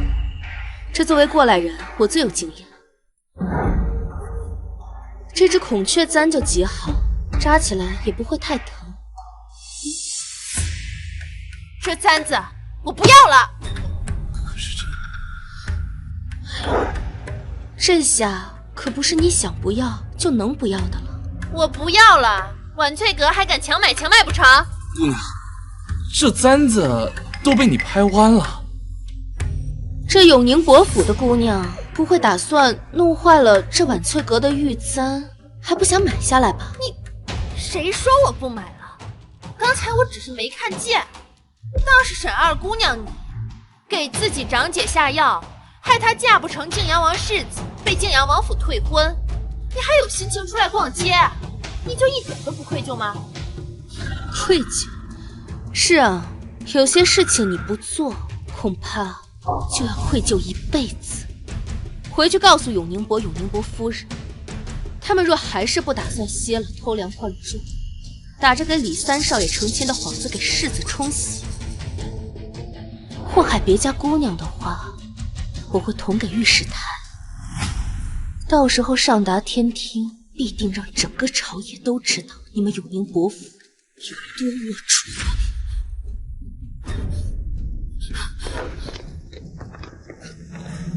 还真是亲母女，这落荒而逃的样子都一模一样。大姑娘去了金宝阁楼，果真和我想的一样。把这些簪子全部都包起来。好的，小姐。姑娘，你疯了？买这么多？这点算什么呢？我想要的更多。祖母，我今天本想要二妹妹一同乘马车的，但二妹妹拒绝了。后来我上了马车之后，却也不知道二妹妹的马车去了哪里，所以我就自己去了金宝阁。白天刚刚嘱咐过你们，要你们姐妹同行，怎么一出去就又闹别扭了？祖母，你们别生气，都是二妹妹的。你还有脸回来？你看看你把老夫人给气的。这平远侯府是我家，我为什么不能来？牙尖嘴利，老夫人千叮万嘱，让你们不要使小性子。你们倒好，一府姐妹出去竟然逛成了两拨，就这么把老夫人的话当耳旁风吗？祖母，你不能只听长姐一人之言，你也要听我说呀。你还觉得自己没错了是吧？祖母，今日出府，我本想和长姐乘同一辆马车的，只是长姐大病初愈，需要静养，所以就没跟她一块儿前去。没想到我的马车到了，长姐的马车却已经走了。我也不知道自己是哪里做错了，还请二婶直属。可有此事？我以为二妹妹的车会跟上来的。长姐为什么以为我的马车会跟上来？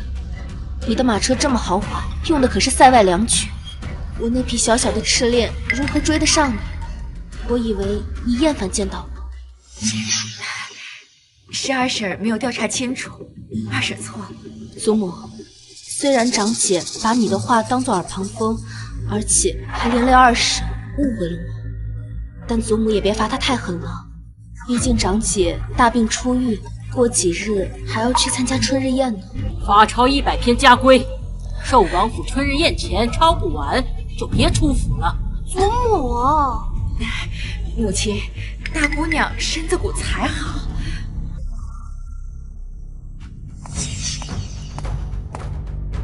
金宝阁差人送来首饰，总共670两。李管事问，这钱是不是从宫中拿？从宫中拿。是我让涵儿多挑一些的。前些日子喜庆不好，难得出府，又是为寿王府春日宴做准备。我心想，世子也许那天也会去，若是能让他回心转意最好，即便不能，也不能让人家小瞧了我们平远侯府的姑娘。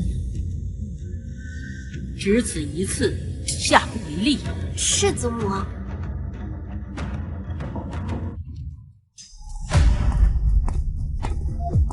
二姑娘的首饰送到了，一共1380两。什么？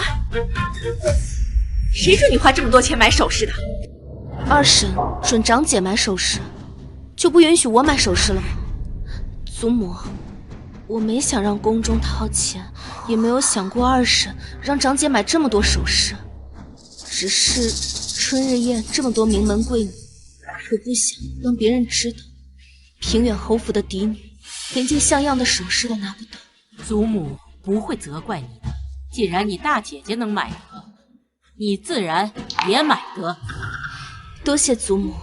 行了，身子乏了，你们都回吧。是。你留下。我让你主持钟馗，就是这样对待家里人的。母亲，站住！你让祖母罚我抄家规，现在你高兴了？怎么，你做得了初一，我不能做15吗？我们可是亲姐妹，非要闹到这种地步吗？既然是亲姐妹，说话何必这么拐弯抹角？你去求祖母，让她也能罚我抄家规吧。我没有这个本事。你有，祖母这么喜欢你，你去求她，她不会不依你的。你确定？当然了。你若还当我是你亲姐姐，你现在就去求祖母，否则别怪我不认你这个妹妹。好，只要你别后悔。姑娘，你说二姑娘真的会帮我们吗？一个蠢货而已，最重视姐妹情深。我要是不认她，她得伤心死。大小姐想去佛堂抄佛经，为九泉下的仙夫人祈福，老夫人准了。什么？这是老夫人惯用抄佛经的洒金纸，特命奴婢送的。回头啊，大小姐抄完后便送去大昭寺供奉，奴婢就不打扰大小姐了。请大小姐务必在春日宴前抄完。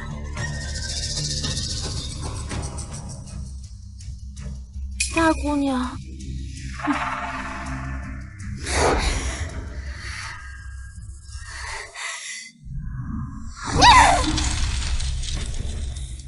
这该死的沈棠！姑娘，万一大小姐告到老夫人那里去怎么办？放心，春日宴在即，她不敢再闹幺蛾子。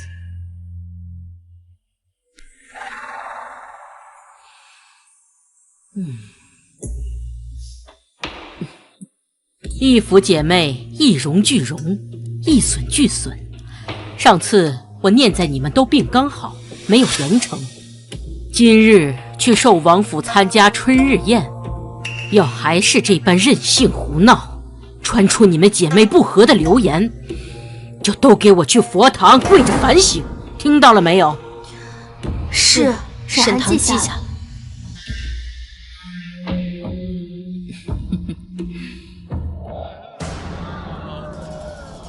你还真是我的亲妹妹啊！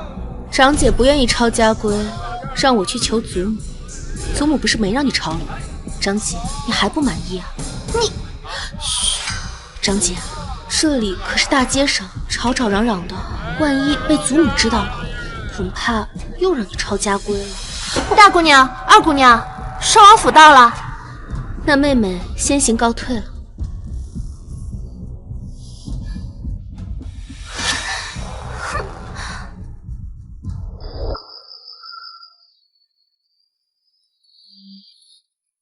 谢慧墨怎么在这里？见过谢世子。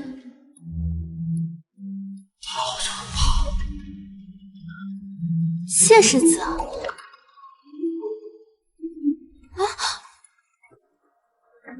谢世子为什么都不看我一眼？你俩认识？不认识啊。不认识，他为什么那么看着你啊？他想看就看，那是他的事。长姐，你要是不满意的话，大可以跟上去，求他看你一眼。怎么会遇到谢归墨？如果不是为了来找大哥的下落，我才不会来春日宴。哎，我没看错吧？刚才他居然敢嫌弃你，这沈二姑娘还真有意思啊！萧世子，你怎么和沈二姑娘长得如此相似？你们不会是亲戚吧？应该不是吧？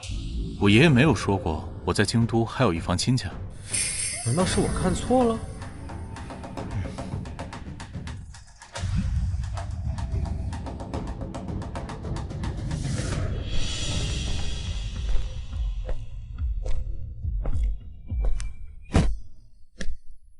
晋阳王妃也来了，这春日宴看来是给谢归墨重新挑选世子妃了。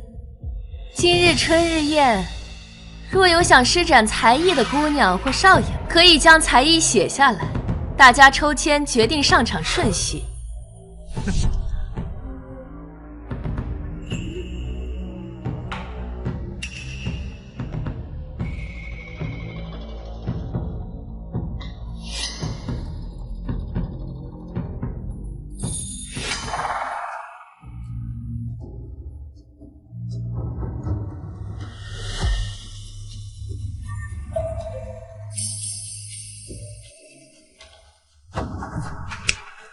来。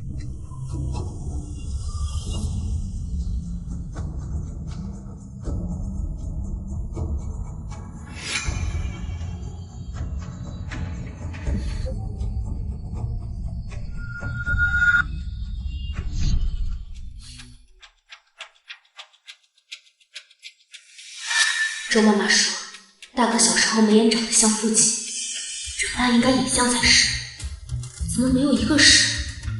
难不成大哥已经成婚了？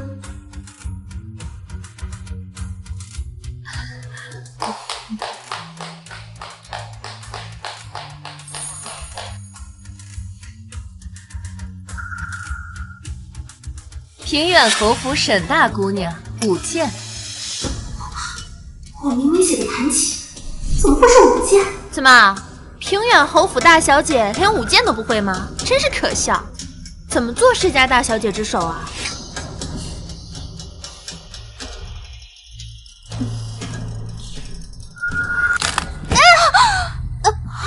怎么这么不小心？有没有伤到？并无大碍，只是深寒扫了大家的兴了，现下崴了脚，不方便舞剑了。但我家二妹妹剑舞并不在我之下，不如就让妹妹带我吧。也好，那就由沈二姑娘替沈大姑娘舞剑吧。那感情好啊！听闻沈二姑娘琴棋书画样样精通，这区舞剑应该也不在话下吧？想让我丢脸，我就让沈棠替我丢脸。没想到沈二姑娘仇敌还挺多，这永宁伯府的小姐，明显就是在故意为难她。臣妾，派人去调查一下，他们到底是怎么一回事。是。妹妹，这可是春日宴，不要丢了我们侯府的脸啊！张姐放心，我不会让你丢脸的。我要让你知道，什么叫站得高，摔得惨。你这个丫鬟，就一点都不担心你家小姐会出丑吗？我家小姐剑艺高超，我有什么可担心的？你说什么？沈棠会舞剑？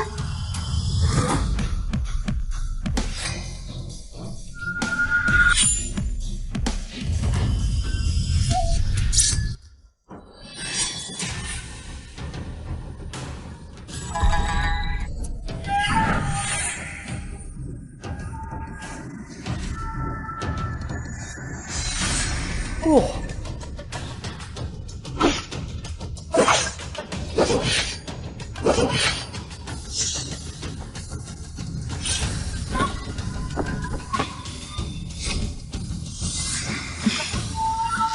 什么神学会的舞剑？我怎么不知道？该死！本来想设计他出丑，没想到又让他耍了次威风。想不到沈二姑娘剑术居然这么好。龟墨，我怎么瞧着她的剑法跟你有些相似啊？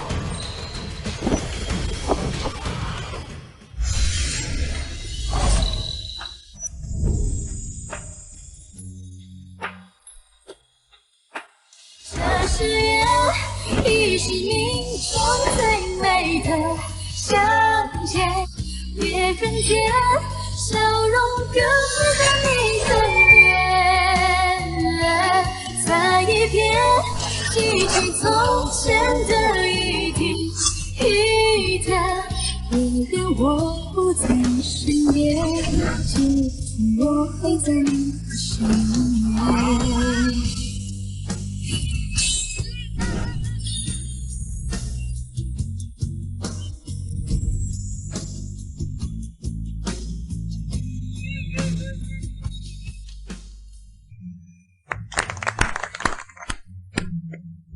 我还是第一次见个姑娘把剑舞得这么轻柔又带英气的，着实是不错。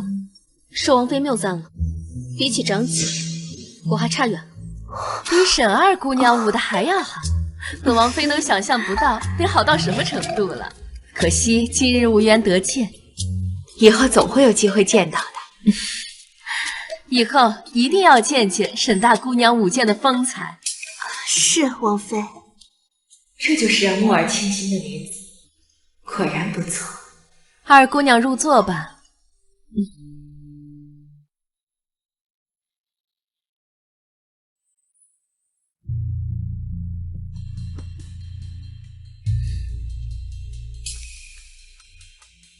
姐姐，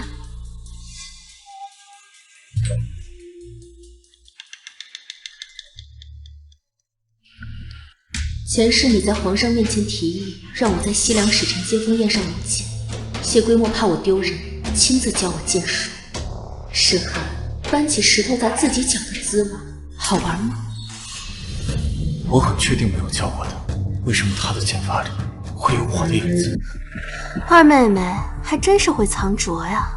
我擅长舞剑，长姐不是知道的一清二楚吗？否则怎么会毫不犹豫地把我给推出去？莫非是想看我出丑？我知道妹妹你还在生我的气，但还请你以我们侯府为重。我被晋阳王府退婚，影响的不只是我，也影响到了你、三妹妹、四妹妹，乃至于父亲。长姐有什么话，不妨直说。你找机会去跟晋阳王世子道歉，就说是你给我下药，所以我才没法给他冲喜的。我们俩的婚事不能就这么退了。你给自己下药，想栽赃于我，现在还想让我去给晋阳王世子赔礼道歉，这是祖母的意思。祖母可没你这么无耻，而且我也不是这么好忽悠。你说我再说半个字，我就去告诉父亲。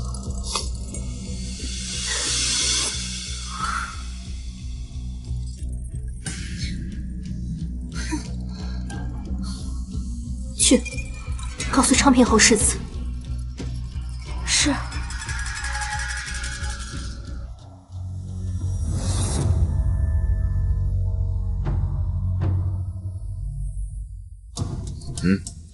二姑娘，既然遇到了，怎么不打一声招呼？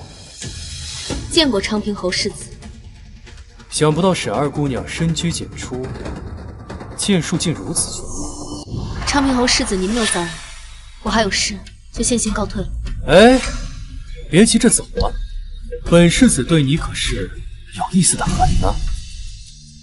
世子若是对我有意思，大可以上门提亲，这般逼迫，算是什么意思？本世子只是对你有意思，又没说要娶你。哼哼，别过来！本世子还真没碰过性子这么烈的姑娘，还真是可惜了。沈二姑娘为了所谓的姐妹之情，拒嫁晋阳王世子，却不知道自己的年纪，为了晋阳王世子妃的位置，把你卖给我。就让本世子找一找，你这么烈性的姑娘到底什么味道？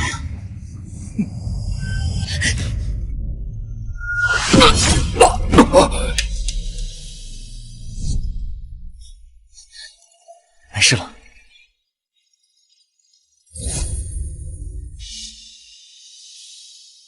你看到我这么震惊，你还活着？谁告诉你我死了？对，明日是不死，只是上一世花灯会后，我就再也没有遇到过他。你到底是谁？你到底是谁？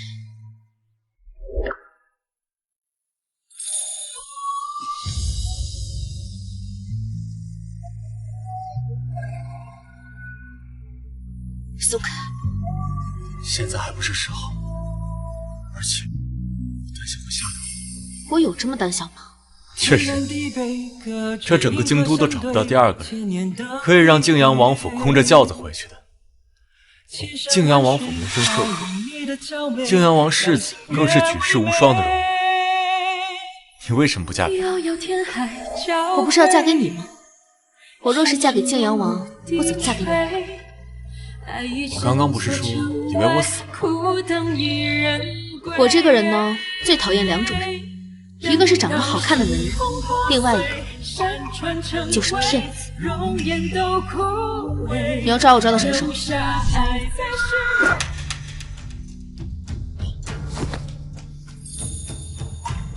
那好的，不要再弄丢了。谁要你的玉佩啊？这是……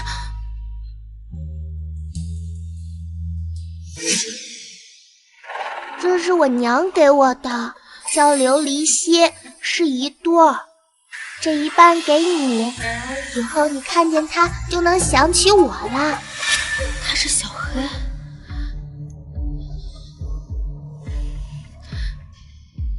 看在这个玉佩这么值钱的份上，我留着吧。下次见到他再收拾他。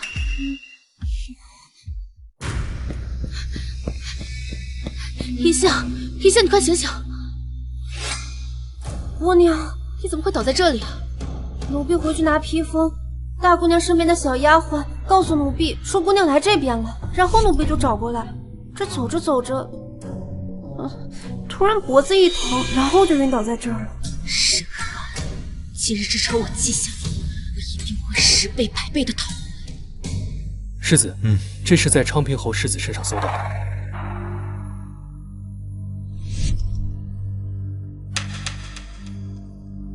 真是有心栽花花不开，无心插柳柳成荫呢。走。是。昨日寿王府春日宴，文国公府和昌平侯府的夫人对二小姐的表现赞不绝口，说要来府里提亲呢。哦，祖母，我不嫁。哎呦，我们春日宴的魁首回来了。祖母，哎呀，祖母不会轻易把你许配给别人的。祖母，有件事情我忘了和您说了。母亲给我托梦说，一定要满16岁之后才能嫁人，否则会出坏事的。能出什么坏事？你这及笄都半年多了，就算是今天提亲，等人过府下聘，在这一耽误也就半年了。等满16，未免太迟了些。是啊，妹妹，你就算是不想嫁人，也不用编出这样的鬼话。你当祖母傻了吗？不好了，老夫人，文国公下朝回府的路上，抬轿子的小厮不知怎么给摔了，把文国公从软轿里摔了出来，扭伤了胳膊。什么？老夫人，昌平侯府世子在街上惊马，连人带马掉河里了。什么？老夫人，现在外面都在传我们家姑娘克夫。胡说！这种事以后不许再说了。你们都给我下去。是。你们也都给我退下吧。是。难道堂儿说的是真的？江氏真的让她16岁以后才能嫁人？可是这韩儿和堂儿是双生子呀。若堂儿如此，那韩儿该不会……那靖阳王世子不用冲洗就好了，也是因为韩儿她不嫁了。阿弥陀佛！这该死的沈堂，明明是他克夫，现在害得我也被连累。现在外面都在传，说我跟他一母同胞，说我也是克夫相。你这么生气干嘛？就算那个沈堂克夫，你也不会克夫的。你可是我亲生的，早早比他多了1个时辰出生，所以说你不会克夫的。明天啊，我去找人给沈堂算上一卦，他的肯定没你的好。小姐，你怎么被人骂克夫还这么高兴啊？不用嫁人了，当然高兴。滚出去！滚出去！这可是我们昌平侯世子的孟宝阁，岂是你们这种北蛮人能进的？你们放干净一点！我家主子可是宁王府世子，开门迎客，凭什么不让我们进？管他什么宁王北王的，来了京都的地儿就要听我们昌平侯府的。我们世子爷说了不让进，就是不让进。他不让进，我带你进。沈二姑娘，这莫宝阁我们沈家也有一个，现在可以让这位公子进了吗？这……如果你们家世子有什么意见，让他当面跟我说。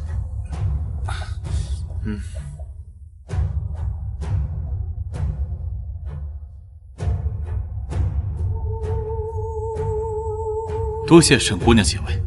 不用客气。这是，而且手腕处有一块儿童钱大小的胎记，萧某还有要事在身，先行一步。沈姑娘，告辞。姑娘，你怎么了？你刚才有没有看见他手臂上铜钱大小的印记？没有啊。难道是我看错了？去查。是。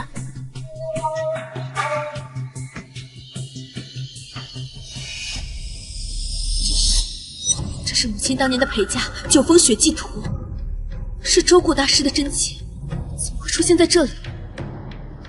这幅画是谁送过来的？是平远侯府的二太太。什么？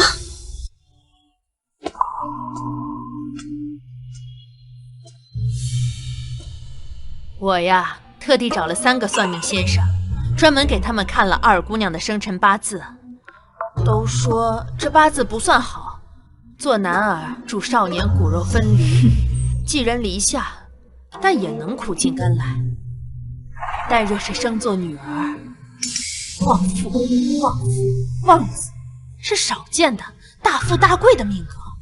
那另外一个八字呢？另外一个八字不及二姑娘的好。还有呢？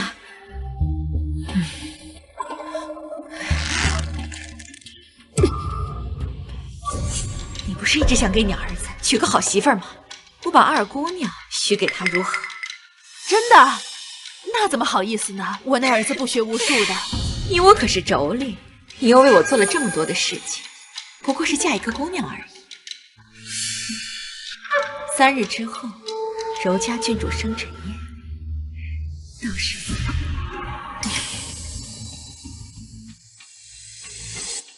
沈棠怎么可能比我女儿的命还好？我倒要看看她沈棠是不是真有这般好命。二姑娘，奴婢都查清楚了，近1个月来，二太太往外送了不少东西，不仅是卖字画的墨宝盒，就连卖首饰金器的珍宝阁和金宝阁里都查到了不少咱们太太当年的陪嫁。看来她最近是缺钱了。姑娘，要不然我们去告诉侯爷吧，二太太私盗公库可是重罪。不用，我会让她站得高，摔得狠。你去查查，最近户部右侍郎家是不是发生了什么事情？是。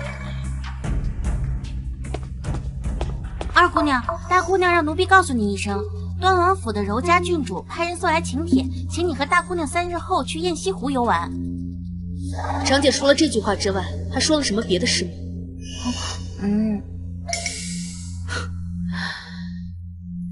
姑娘，无事献殷勤，恐怕有诈。我大概知道是出什么事了。秋桐，你去把我妆帘里那只白鹤玉簪拿出来，给柔家郡主送过去。是。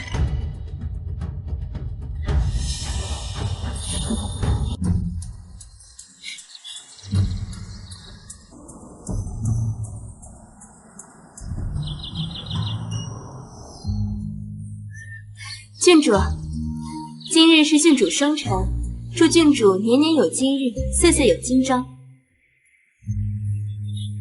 多谢大家陪我游湖过生辰。不过依然丫鬟没告诉沈棠，今天是郡主生辰，她肯定没准备礼物。我就知道你打的这个主意。哪有啊，是我们几个借了郡主的光。这样好的天气，游湖是再好不过。不知沈二姑娘给郡主准备了什么生辰礼，也拿出来给大家瞧瞧，长长眼吧。就是啊，拿出来看看。大家都不要为难二妹妹了。给我吧。想必她并没有准备什么礼。郡主，愿郡主平安喜乐，岁岁无忧。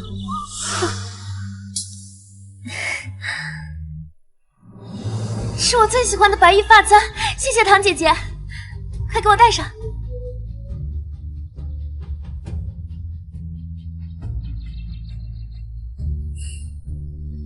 他怎么会知道今天是柔家郡主生辰？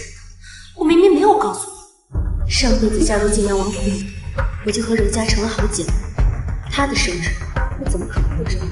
这般凭喜好做事不议事之话，什么时候接受我老公是怎么做什么？既然人都到齐了，咱们去游湖吧。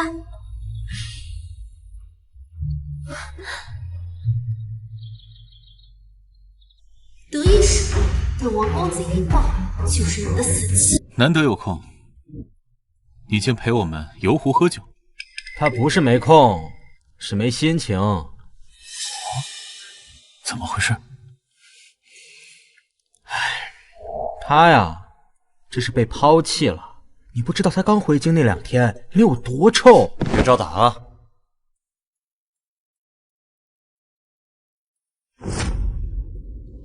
来，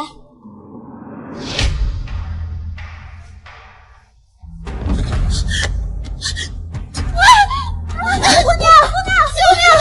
我不会水，救我！不好了，小兰小姐落水了！小兰小姐落水了！姑娘，快过来！危险！我救命！你母亲居然下水救人了！看来有人是真灾。有没有人啊？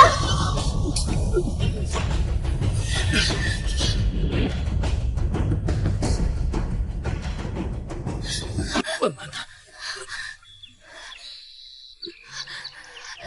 快披上，别着凉了。刚才我好像看见谢桂墨了，难道是我看错了？在水里好玩吗？我看你啊，真是遇到克星了。什么克星？你们俩是不是有事吗？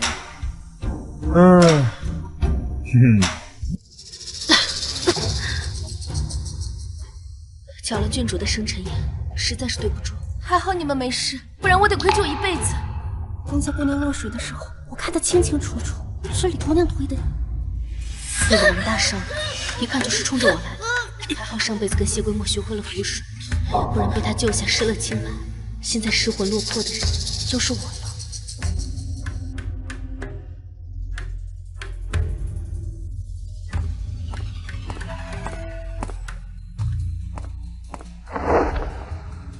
二妹妹何时学会符水了？做姐姐的我竟然不知道。我若是说刚在湖里学会的，姐姐你信吗？你当我是傻子对吗？那姐姐以为我就是吗？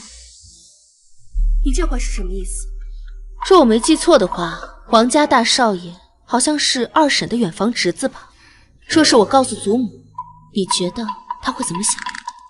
你敢？妹妹身子不适，就先回府了。姐姐，你慢慢玩。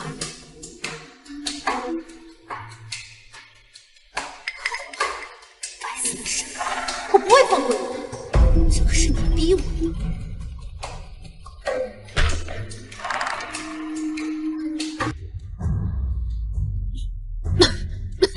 姑娘，你都吃了3天的药了，怎么还不见好转？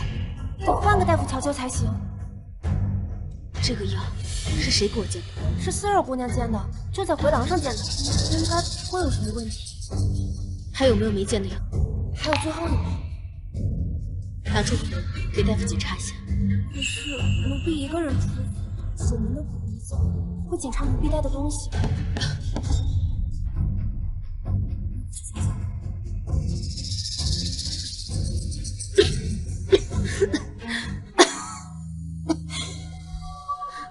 只是落个水而已，怎么变得这么严重？你怎么来了？我来看看你。谁要你看？还在生气呢？为一个脸都看不到的陌生人生气，犯不着。现在还不是时候。我查清楚这个院子贪污一事，我就把院去拆了。你是皇上身边的人，算是吧。你说为什么找我？原来这么多年一直在皇上身边。前世我死的时候，长平侯府几个弟弟在青云之上被封为国公，他应该那时候就死了。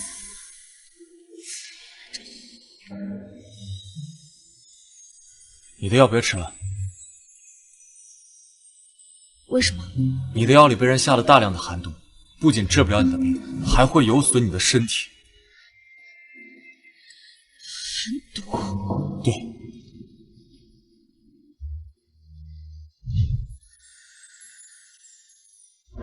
吃吧，不苦，甜的。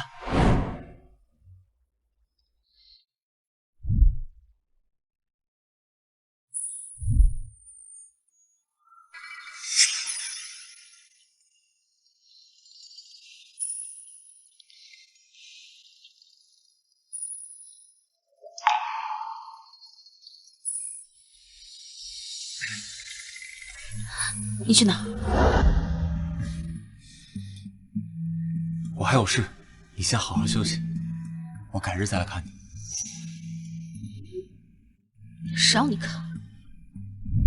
是不是你要看我？是我求着来看你。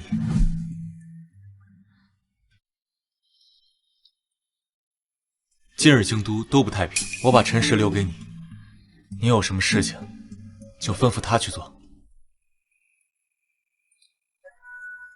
哎，等一下。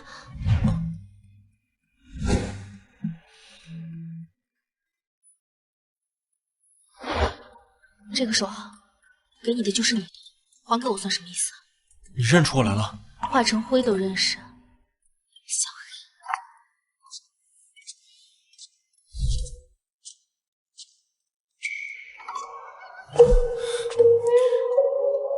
世子爷，该出发了。我当时不是不辞而别，等我回来再跟你解释。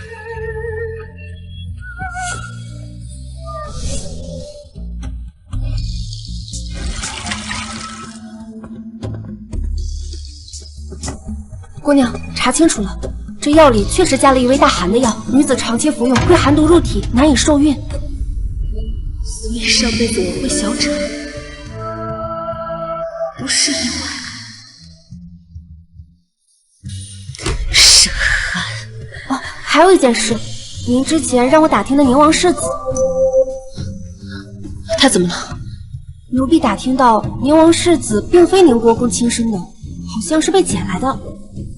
捡来的？是。你的亲二哥刚出娘胎就被活埋了，还有你那才满4岁就在花灯会上丢了的大哥，也都不是意外。不过他倒是命大，竟然还活着。难怪沈寒上辈子说我找不到大哥，原来他根本不在京都。你想办法约宁王世子出来，就说我有要事找他。是。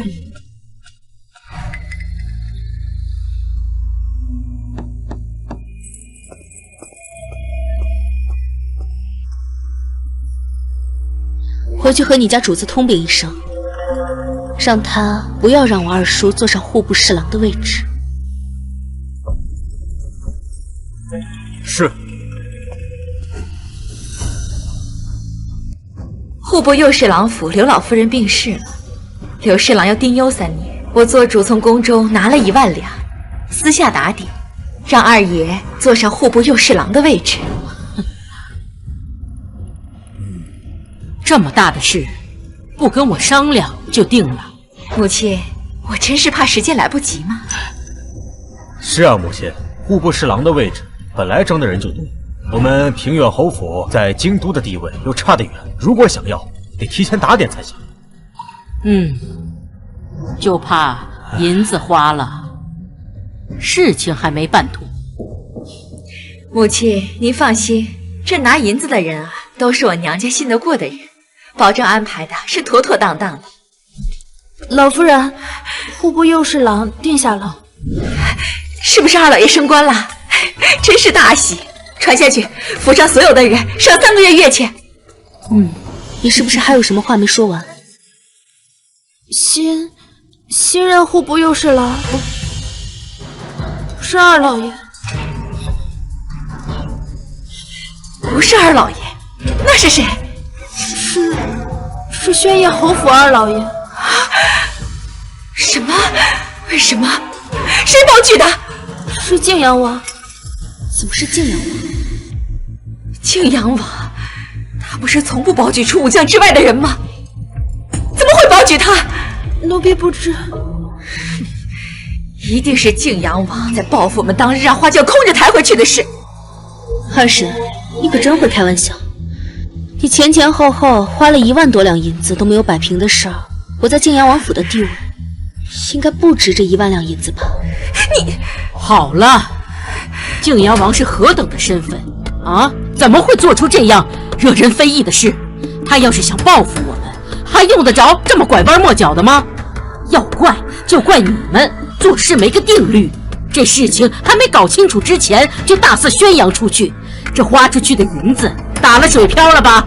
这钱就算在二房的头上，这个月就给我填补亏空。什么？你要是填不上，你就把管家的钥匙交出来，我换别人来管。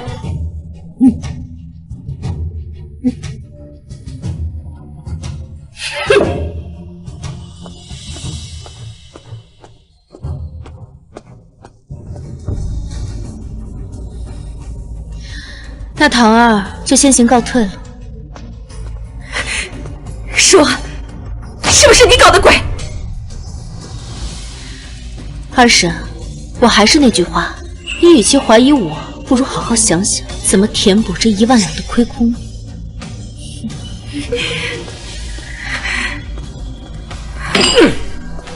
成事不足败事有余的东西！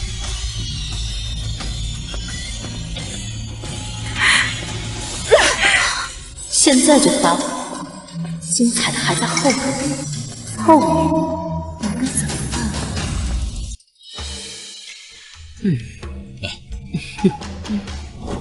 唐儿给祖母、父亲请安。啊，你这伤寒才好，怎么不多在屋里歇几天啊？唐儿这些天一直在这屋中，都快被憋坏了，就想着出来走走。祖母，过几天我想回趟江家，望祖母应允。这怎么突然又想起回江家了？孙女这次生病梦到母亲了，她怪我没有好好的替她尽孝，上回回江家都没有陪外祖母好好吃顿午饭就回来了，怪不好意思的。既然是你母亲托梦，那你就去一回吧。什么时候去，提前跟你二婶说一声，让她给你备些补品，一并带去。是。二婶，我带去江家的补品都准备好了吗？都准备妥当。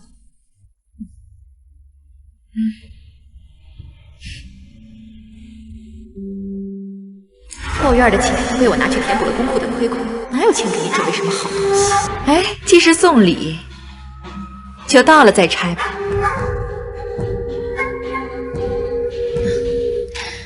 都听二婶的安排。把礼盒打开看看。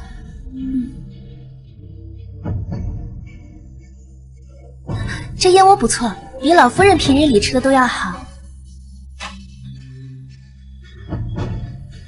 啊，这上面怎么全是燕子毛啊？走吧，跟我去见父亲。这是怎么了？父亲，可不可以借女儿100两银子？我还以为是何事呢。来，这是1000两，拿去。女儿只要100两就够了。这是父亲给你的，以后没钱了就告诉父亲。父亲又不止我一个女儿，给了我不给长姐，就明摆着父亲偏心。祖母他们也不允许父亲纵容女儿，女儿只借100两就够了。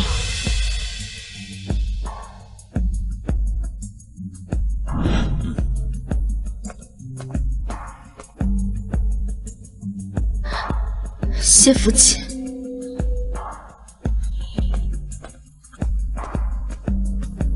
跟上去看看。是。银杏，你拿着这些钱去珍宝阁买4钱虫草，2两燕窝。对了，再买上1两鹿茸。是。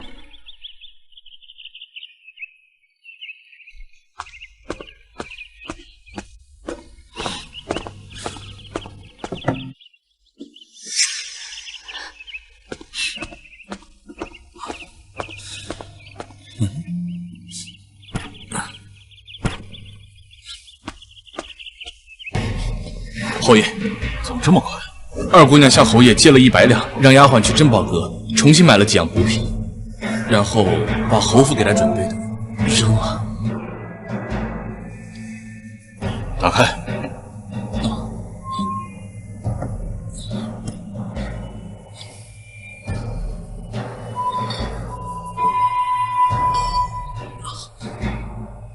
这是谁扔的？是二太太。给我叫过来。是。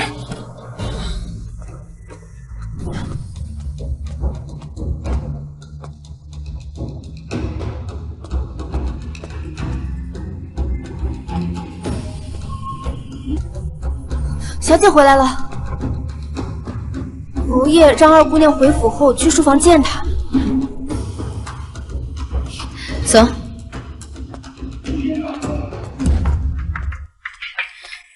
父亲，找女儿有什么事吗？你受委屈了，为何不跟爹说呀？女儿没受委屈。你没受委屈，没受委屈，把侯府给你准备的补品扔在走廊外面。因为大哥走丢，祖母本就不喜欢我去江家，祖母同意我替母亲去江家尽孝，女儿已经心满意足了。女儿不想因为一点补品的事情惹祖母厌烦，最后去不成江家。你母亲不在了，理应父亲替她尽孝心的。以后你想去江家就去，不必你祖母同意。多谢父亲。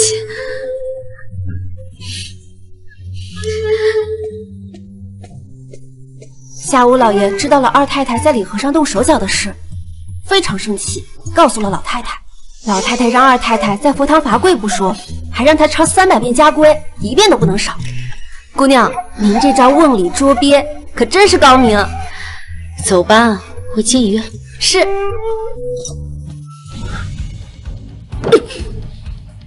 江家照看不周，弄丢了我平远侯府世子，让侯爷膝下无子。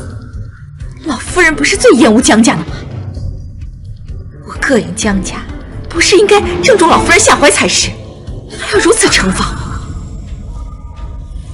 二婶，沈棠3番5次去江家，莫不是察觉到什么了吧？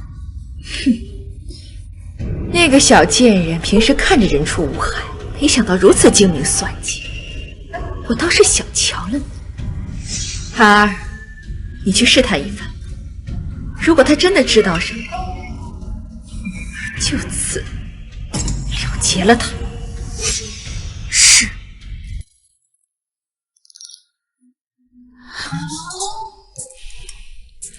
你又来做什么？你怎么知道昌平侯府贪污的赈灾营藏在哪里？我娘，她梦里告诉我的。又会舞剑，又会符水，又能知道户部侍郎要告牒。你娘当真什么都知道？他还跟你说了什么？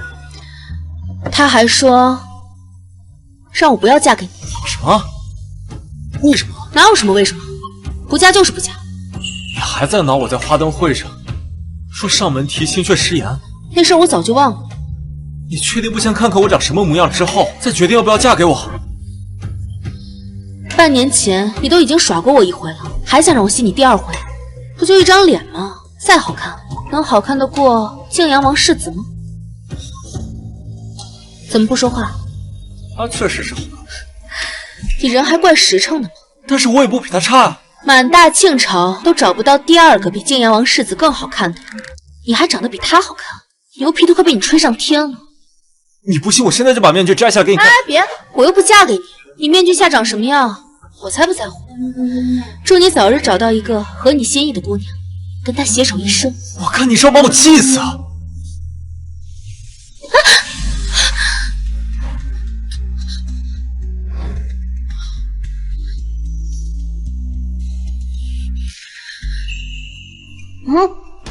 妹妹，睡了吗？你放开我！你嫁不嫁？我不嫁！放开我！桃儿，你把门开一下。嫁不嫁？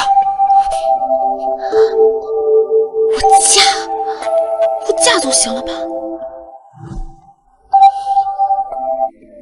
记住你说的话。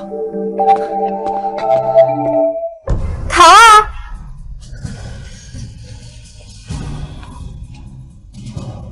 妹妹竟然没睡，锁着门干什么？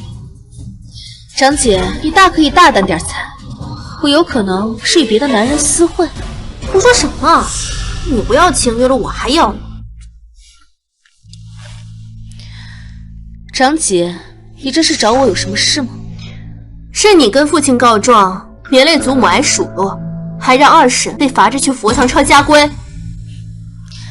连累祖母挨数落的不是我，是二婶，而且也不是我向父亲告状。你跟父亲借钱买补品，这跟告状有何区别？所以长姐是来替二婶打抱不平的了。我这二妹妹一向任性，但你看清楚，大哥丢失至今杳无音信，现在父亲膝下连个庶子都没有，将来继承平远侯府的就是二房。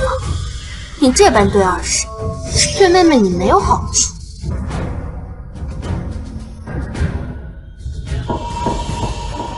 这平远侯府爵位还没落到二房手里，二婶就这般欺负我，更别说我往后嫁了人，受了委屈，二婶会给我出头。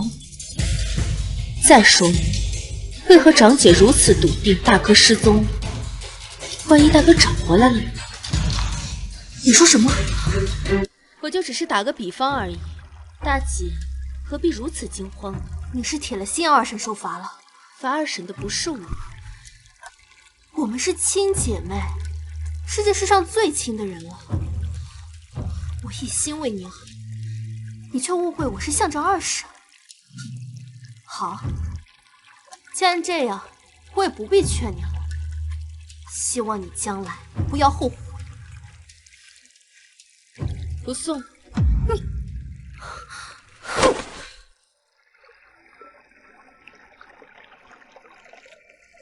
姑娘今天跟他撕破脸皮，难保他不会做出什么事情来加害姑娘。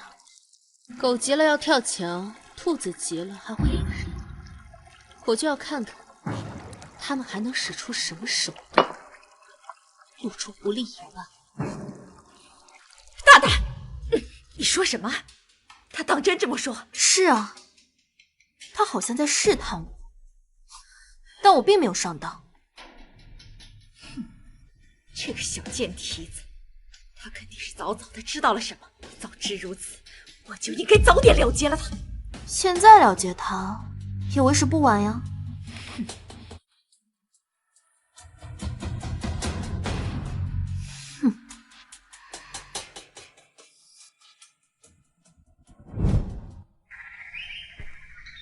姑娘的病还没好，这么心急，去给老夫人请安做什么？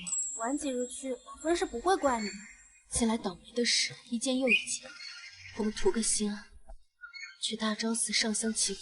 可是姑娘刚落水，侯爷说了，能不出门就不出门，老夫人肯定是不同意的。不让我去，我也得去。母亲不在了，父亲又忙，这事我若是不去做的话，还能指望谁呢？我自己出事也就罢了，主要是就怕祸及父亲和祖母。姑娘慢点。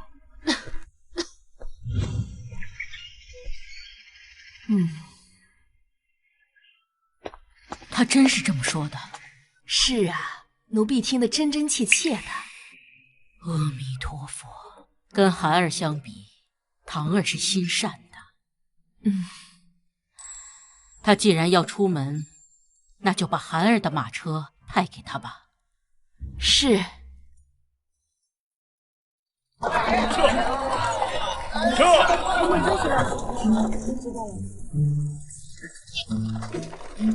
不是料事没事，还是在祖母的心里，只有听话和不听话的。沈寒长得最像他，所以祖母最疼他。可是现在，沈寒一心只向着二太太，你猜祖母现在会怎么想？她只会觉得她精心培养出来的人是一匹白眼狼。姑娘好像一夜之间长大了。人总是要成长的。对了，我让你帮我约的萧世子，你约到了没？约到了，和萧世子相约今日在大昭寺相见。行，会是我大哥。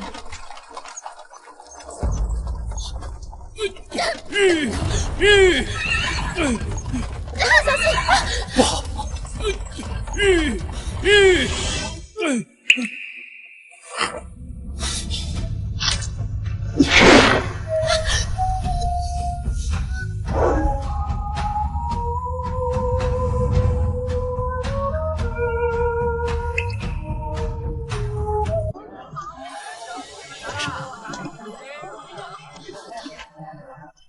胳膊怎么了？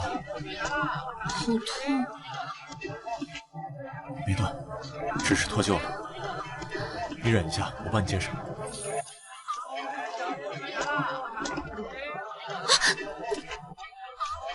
好了。姑娘，你没事吧？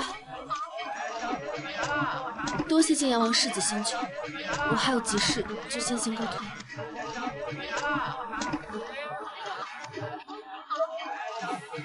这要想救个人，还真不容易。陈钦，去查一下今日马匹为什么会发疯。等等，再去查一下他到底约了谁在大昭寺见面。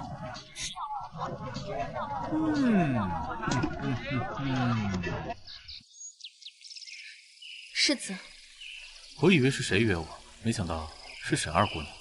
冒昧前来，打扰。不打扰。我第一次来京都，没什么朋友。沈二姑娘是我交到的第一个朋友。萧世子，你是第一次来京都？不瞒姑娘说，我年幼时生过一场大病，把小时候的事情都忘了。忘了？萧世子，你可以让我看一下你手腕上的印记吗？手腕的印记？当然可以。他的手腕有什么好看的？谢世子，谢桂墨怎么来了？你跟他很熟吗？就私下见面？又是这个臭脾气，上辈子跟我说话就夹枪带棒，这辈子还是这样，比跟谢世子熟。孤男寡女在这里相处，成何体统？我与谁在一起，就不劳您费心了，你管不着。萧世子，我还有事，就先行告退了。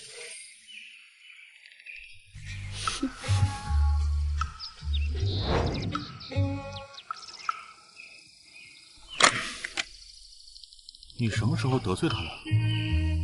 我怎么知道？为什么我戴着面具的时候，他对我态度这么好？摘下面具，对我这么冷淡？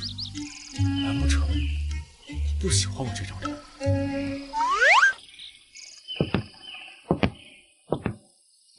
好像在他的腰上看到小黑的玉佩了，难道他是小黑？怎么可能？一定是我看错了，他不可能是小黑。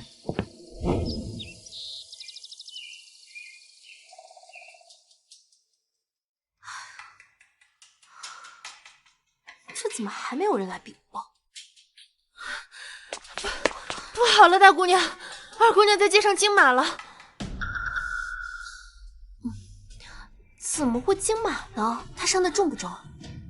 应该不重。二姑娘脱臼了，在街上，晋阳王世子就已经给她接好了。你给我说清楚，是谁给她诊治好的？是晋阳王世子。又是晋阳王世子，他怎么那么喜欢救人呢？沈堂落水他要救，沈堂惊马他还要救，他怎么那么喜欢救一个明知道他不会死都不愿意嫁给他的人呢？而且我每次算计沈堂，他总是能化险为夷呀！滚！是。哼。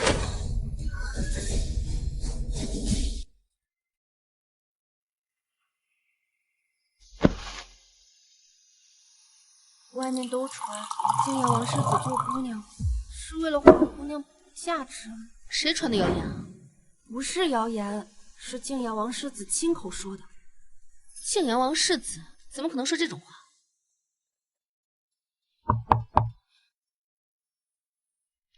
你先下去吧。是。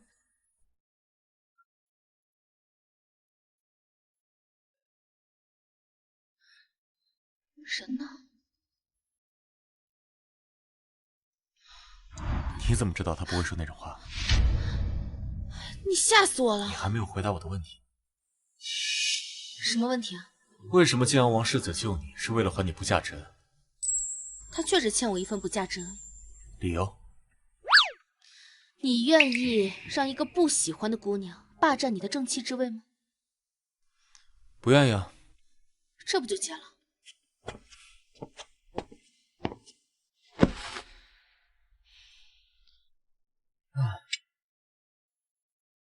你就这么确定泾阳王世子不喜欢你？他喜欢我，再去求娶我的长姐，他缺心眼吗？再说了，我有自知之明，我又不是银票，人人都会喜欢我。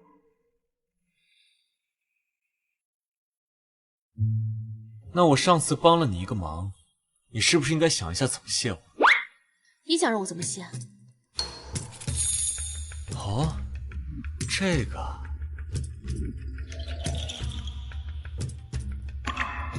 帮我绣个荷包吧。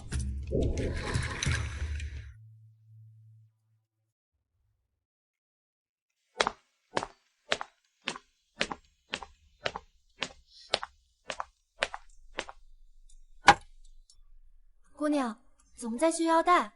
这是绣给谁的？表哥这不是马上要过生辰了，我绣个腰带给他当生辰礼。怪不得，姑娘的手艺活是越来越好了。你别笑了，快去帮我准备些茶水来，我渴了。是，奴婢这就去。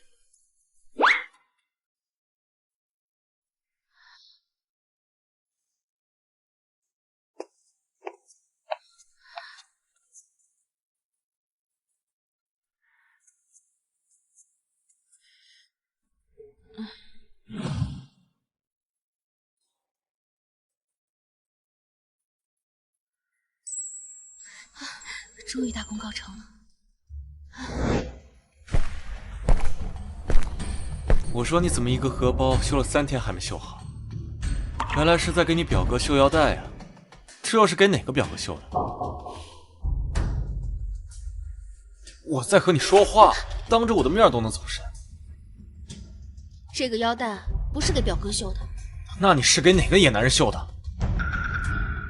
你先给我，这条腰带是给你绣的。你帮了我这么大一个忙，我想着绣一个荷包太简单了，所以就给你绣了这个腰带。只不过被银杏发现了，所以我只能拿表哥敷衍他。原来如此。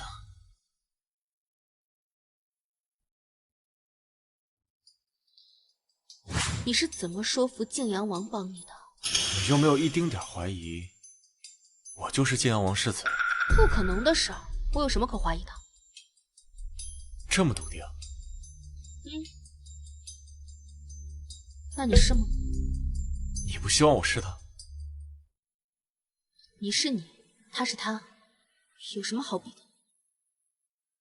这个腰带绣的比较慢，但是我会争取在文国公府老夫人寿宴前给你绣好的。我还要一个荷包。你就非要荷包不可吗？你果然不愿意给我绣荷包。行行行，绣个荷包又不费功夫，我晚点绣好给你吧。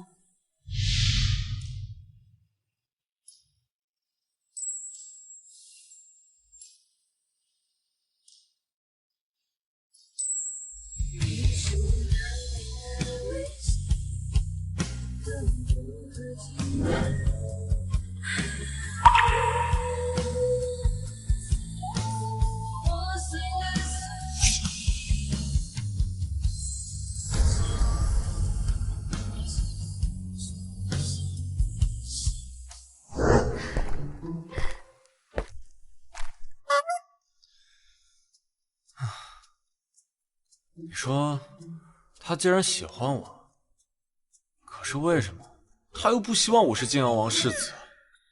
这是什么意思？世子爷以前是不是得罪唐姑娘？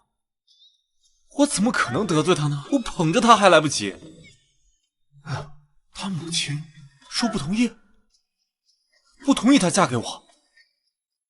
可是这活人好贿赂，这死人怎么贿赂？烧纸钱？世子爷，有没有可能这只是一个借口而已？人家就是不想嫁给你啊！就你话多。哦，对了，昌平侯府的事情查得怎么样？属下根据唐姑娘给的线索去探查，发现昌平侯世子和永宁伯府三公子最近走得很近。永宁伯府果然是一丘之貉呀！马上调300禁军，把永伯侯府和昌平侯府后山围起来，不要打草惊蛇。是。终于大功告成了。姑娘，这是永宁伯府大姑娘让奴婢转交给您的信。李如，她给我寄信做什么？想知道是谁怂恿我推你入室，今晚来永宁伯府后花园西南角找我。我知道了，你先退下吧。是。见过昌平侯世子。上一次的事情，我没找你算账，你还敢来？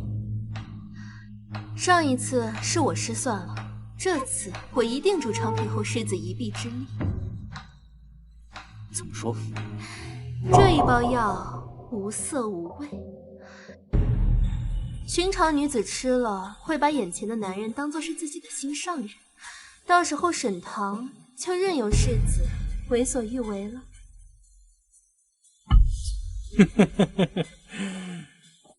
你可真够心狠的。沈棠是你的亲妹，你屡次三番的想把她送到我的床上，怎么？她也喜欢谢桂墨？我们两个的恩怨用不着你管，世子只需要照做就是了。行，本世子就帮你这一次，既能获得佳人，又能看到谢桂墨吃饼，何乐而不为呢？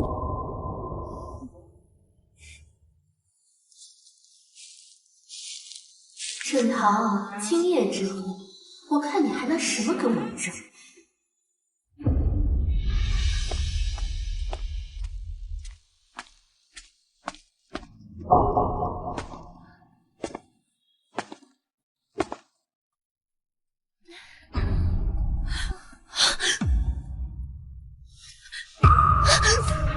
别叫，是我。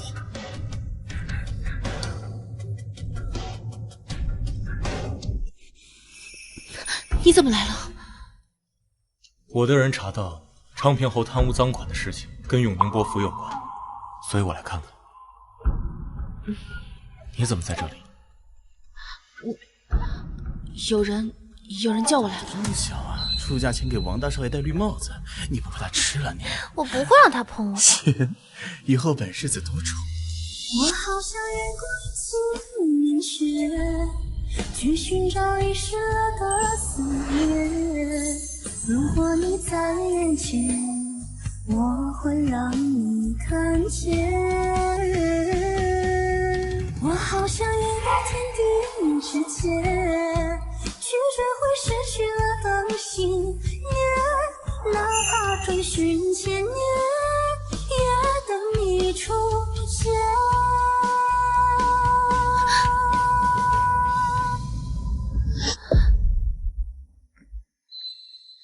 别说话，我悄悄带你出去。吓死我了！今天这里不安全，我让陈氏早点带你离开。那你呢？你是在担心我吗？谁担心你了？不用担心我，我早已做好万全的准备。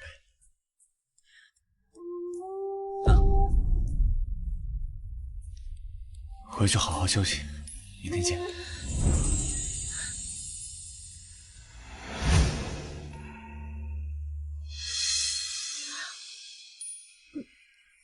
是山楂味的，他怎么知道我喜欢吃山楂？世子爷，你怎么把奴才做的山楂丸给唐姑娘了？有什么不能给的？山楂现在可是很金贵的。这够吗？够了，够了。站住！刚才在假山后的人，是不是你？你别装，就算你的声音化成灰烬，我也照样认得出。不过你放心，我来不是为了拆穿你的，我只是想告诉你，那日指使我推你下水的，是你大姐。我知道。你知道？哼，看来是我小瞧你了。不过有件事你肯定不知道，你长姐和昌平侯世子做了交易，今天晚上就会把你灌醉，送进昌平侯府。我劝你，宴会上的东西少吃。你为什么要提醒我？你长姐害我至此，我也不能让他后悔。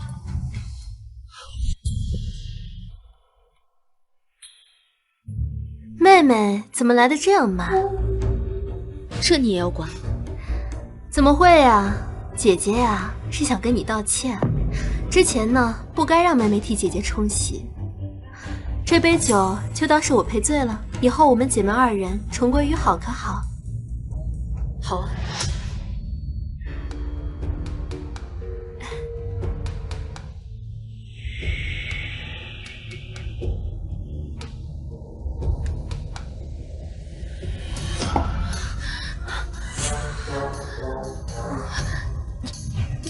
还真是我的好妹。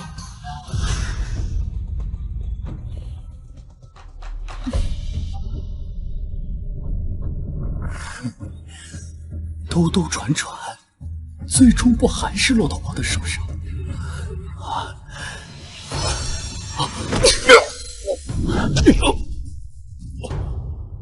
二姑娘，你要怎么处置他？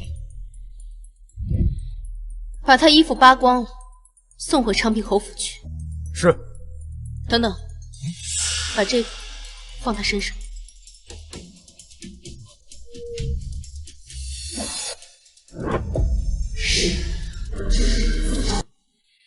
老夫人，这二姑娘一夜未归，不会出了什么事吧？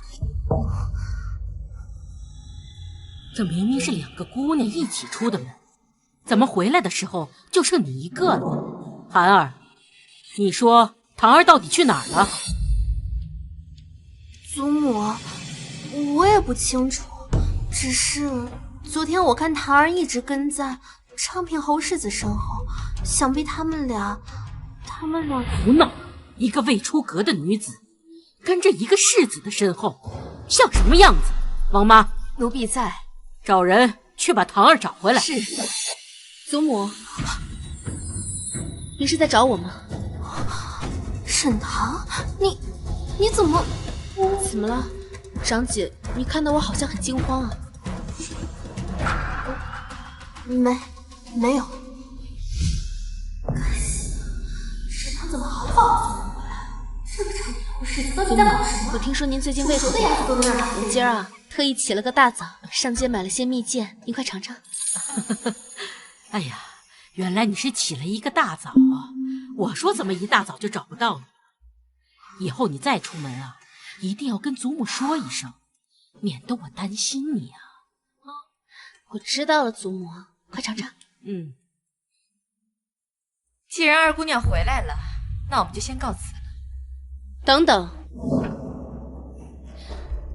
二婶和长姐不想尝尝这蜜饯的风味吗？以后恐怕都找不到了。蜜饯多的是，我们想吃，自己自然会有，不劳二姑娘费心。不好了，老夫人，昌平侯府来人了。昌平侯府怎么会来人？今天早上，昌平侯府的世子突然被人脱光了衣服，被人绑着扔在了门口。昌平侯大发雷霆，要找出罪魁祸首。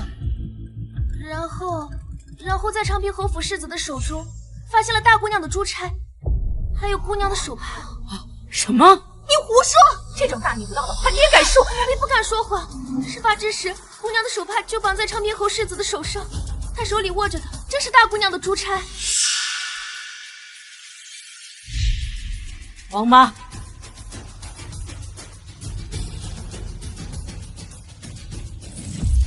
老夫人，这真是大姑娘的东西，这手帕上还绣个寒字。怎么可能呢？孩儿的珠钗怎么会在世子手里？还有手帕这种这么私密的东西？这个丫头，你再敢胡说，信不信我撕你的嘴？奴婢不敢胡说，回让奴婢告诉老夫人，昌平侯府震怒，状告了圣上。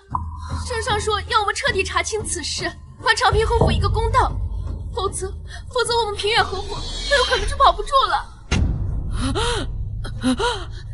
祖母，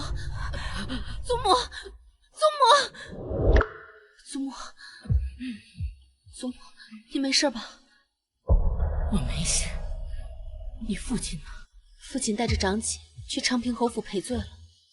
如今证据确凿，长姐以后可能要嫁给昌平侯世子为妾。什么？这可是我们平阳侯府的嫡长女，你父亲怎么能轻易把她许配给别人呢？还是做妾，我绝对不会同意的。可她若不是我长姐呢？你这话是什么意思？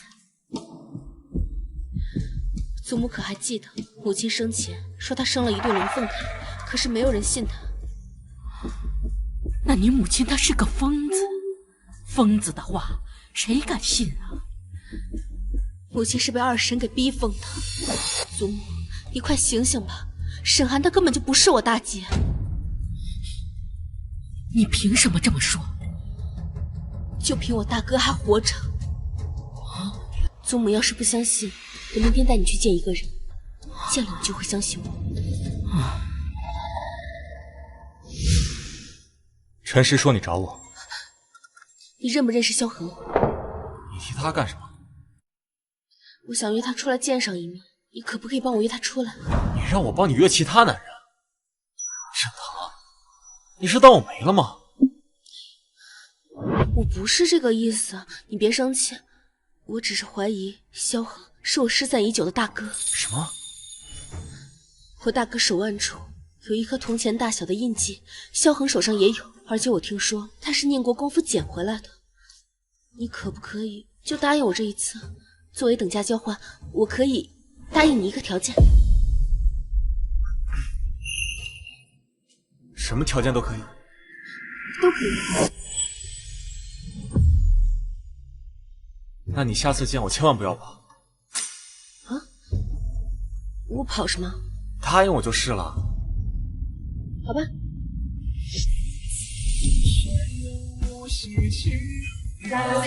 上吊一百不好了，明日后山凉亭等着。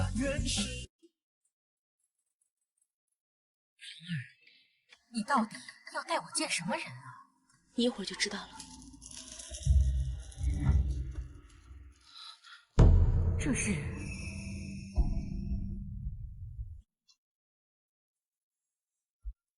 见过沈二姑娘。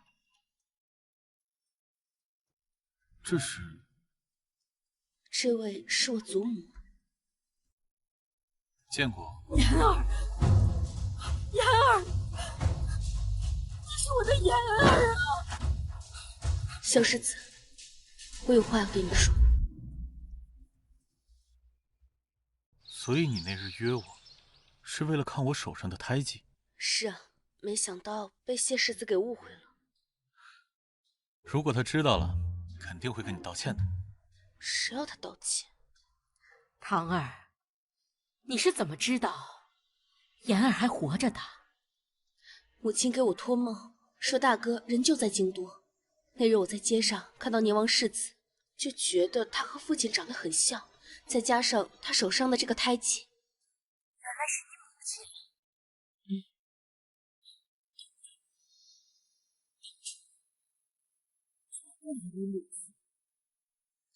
祖母，现在你该相信我了。是二房他们包藏祸心，是他们算计了大哥，还有母亲。祖母，二叔是您的儿子，父亲就不是了吗？这么多年，父亲一直畏惧，就是因为心中还一直记挂着母亲。如今大哥找到了，更能证明他所言非虚。我真正的龙凤胎哥哥早就被调包了，被调包的那个人就是沈寒。可是你没有证据啊！我不仅有证据，我还有证人。祖母，我需要你配合我演一出戏，届时我会让你看到二房他们真正的面目。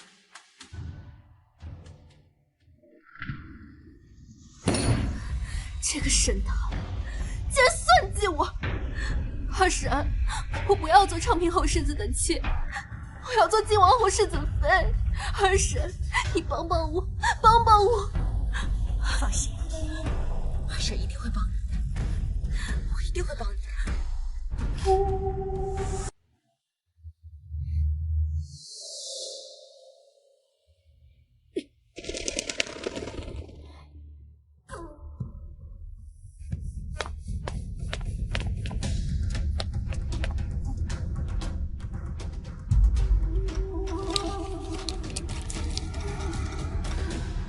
还真是沉不住气。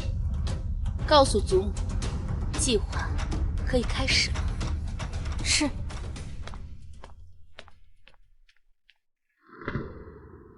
老二家，我明日要离京2天，这府中大大小小的事务，就先交由你来掌管。母亲放心。你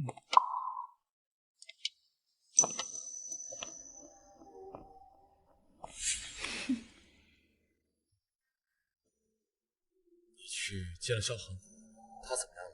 和我想象的有些不太一样，他反应很平淡，而且他好像失去了小时候所有的记忆，一点都不记得我和祖母了。我第一次见萧恒的时候，还是在宁王府的死尸营里。他当时刚被宁王从难民窟里捡回来，见谁就咬，谁给了一口吃的，他就管谁叫娘。之后，宁王的世子去世了，宁王妃每日以泪洗面，他总是笑很都怪我没有早一点找到大哥。这事情也不能怪你，你已经做了你该做的。那我现在该怎么办？现在已经不是你能管得了的。就算萧恒是你大哥，短时间内他也没有办法认祖归宗，还是得继续做宁王的世子。除非我的父亲去找宁老伯爷请示。好，你能再帮我一个忙吗？你的要求怎么这么多？就一个，最后一个，算我求你了。你说，帮我去百花楼找一个人。快！我们不会被发现吧？哎，你放心吧，你老不死的已经走了，二婶已经打点好了。你拿着这些钱去江南找你的外祖父，知道吗？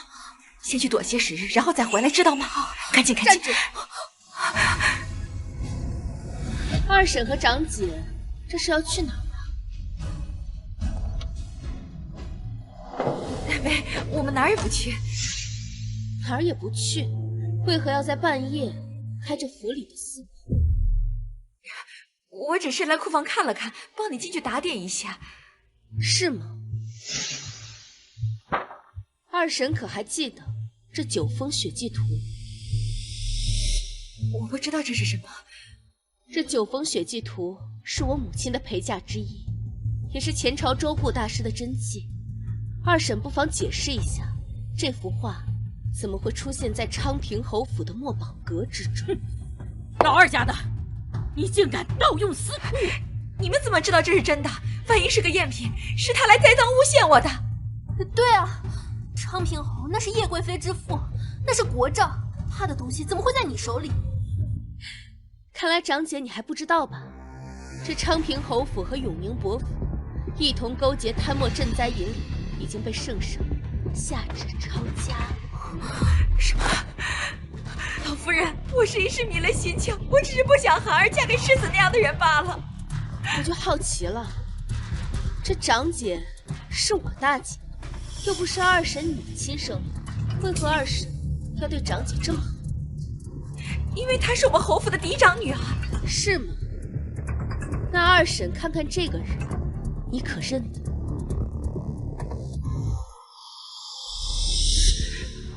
你是谁？二婶看起来很惊慌啊，莫非你是认出来了？不认识？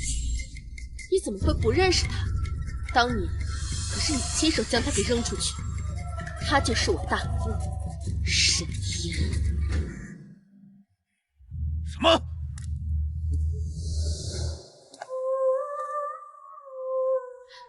父亲，二叔，你们终于来了。桃儿，你刚才说什么？他真是你大哥？父亲，你快看看他手臂上的胎记，是不是和大哥小时候的一模一样？没错，就是这个胎记。妍儿小时候总说因为这个胎记被人笑话，你就是我的妍儿，你是我的妍儿啊！父亲，妍儿，这么多年你去哪儿了？你是怎么走丢的？父亲，这件事情就要问问二叔了。你们都看着我干什么？当年言儿走丢的时候，我又不在现场。当年你确实不在现场，可是你参与的事多了去了，包括陷害祖母的丫鬟春兰。你胡说八道！谁陷害谁呀？她一个婢女有什么好值得我陷害的？今天这件事不是我一人所为，跟我家老爷无关。他是不是他要脸呢？看来二叔二婶是不见棺材不落泪了。来人，把春兰给我带上。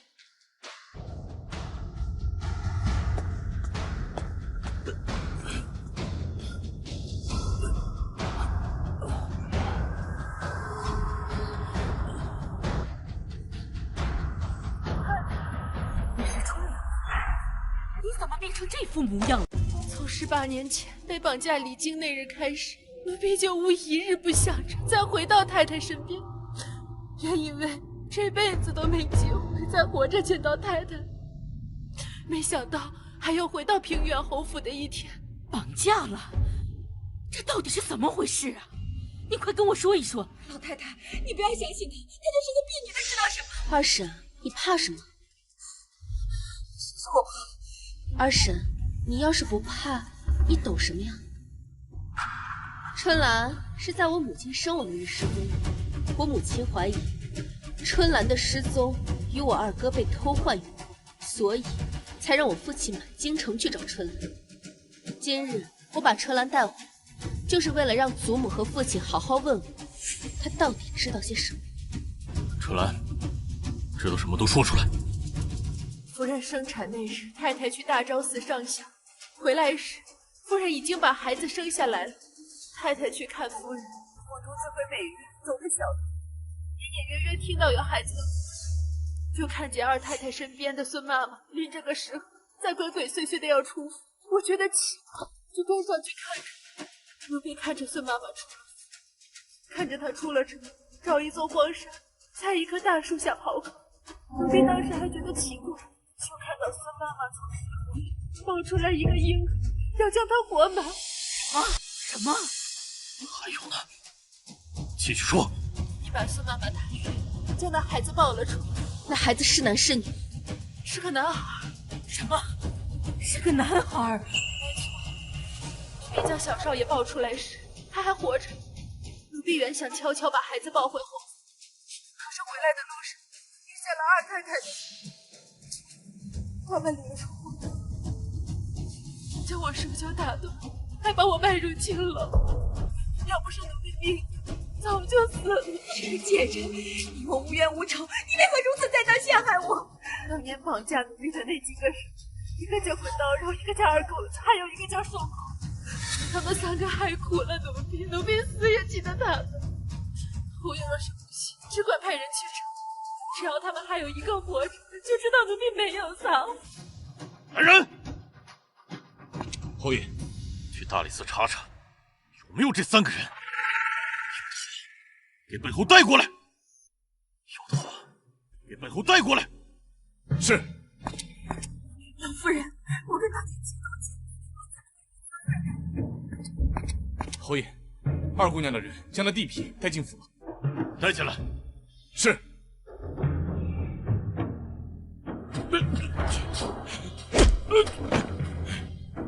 春兰姑娘所说的3个地痞，如今只剩这位滚刀肉了。你们抓我来做什么？你可还记得我？15年前，在城外的荒山，你和另外2个地痞是不是追过一个拎着食盒的丫鬟，还把她卖给了人牙子？此事你怎么知道？把事情一五一十的全部给我说出来。哼，你让我说我就说啊。那日，我和二狗子收皮后去荒山，我知道的我都说了。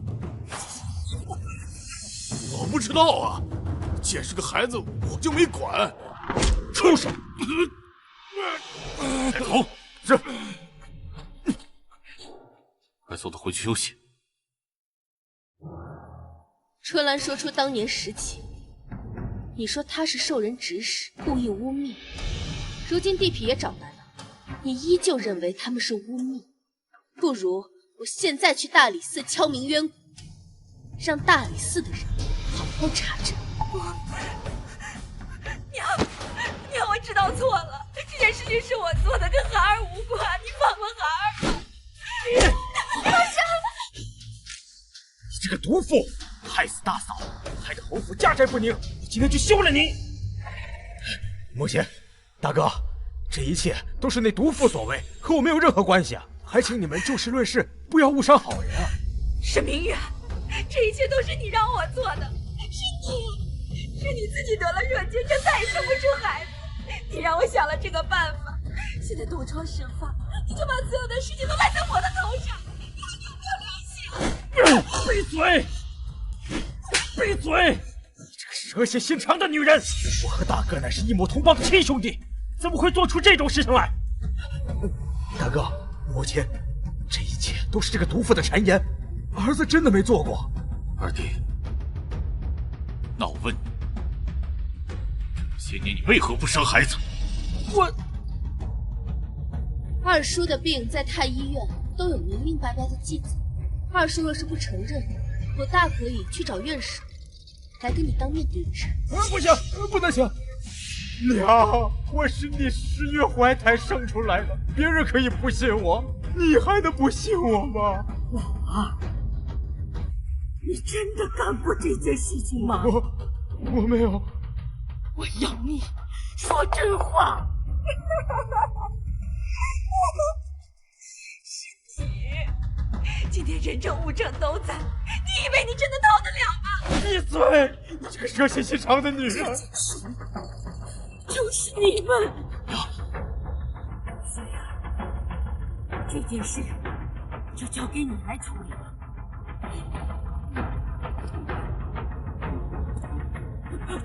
娘，母亲开！来人！你二人包藏祸心，谋害我侯府子嗣。今日起，从侯府出名，我送至大理寺，听候发落。大哥，你不能这样对我，大哥，你不能这样对我的。二婶，二叔，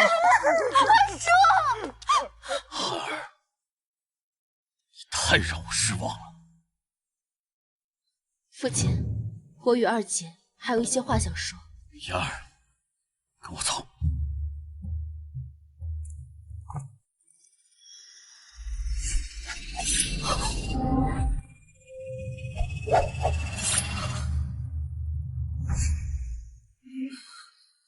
长姐，你这是要去哪儿啊？我是平远侯府嫡长女，昌平侯府侧妃。你若还对我怎样，叶贵妃不会放过你的。原来叶贵妃就是你的靠山，很可惜，她已经死了。你胡说！叶贵妃她母仪天下，怎么会死呢？那如果她蓄意谋害皇嗣，纵容亲属贪污，祸乱朝纲呢？你别过来！你别过来！我大哥15年的人生，该还回来了。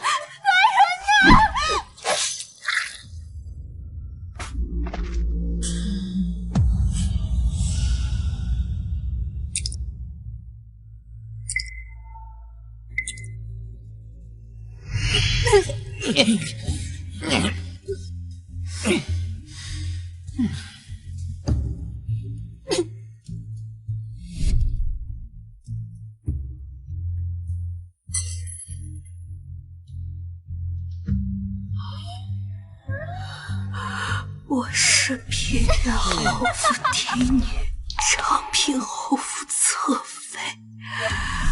我将来会母仪天下。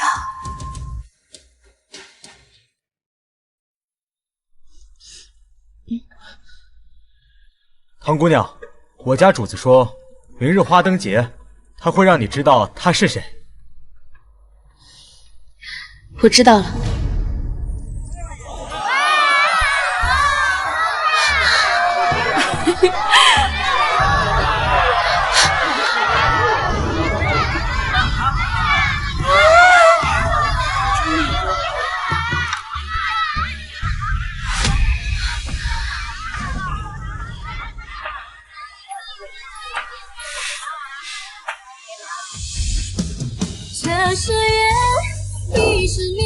中最美的相见。改日陪姑娘染新的。笑容如诗的你的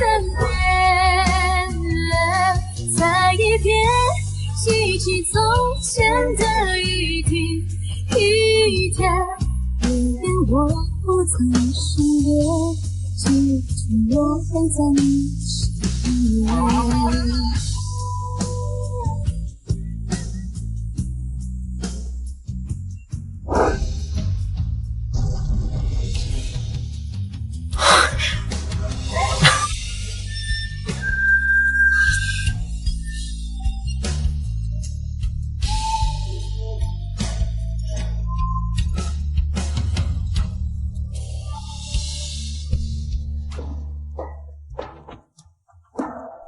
这回怎么没放河灯啊？年年放，年年愿望都没有实现过，不想再放。今年一定让你实现愿望。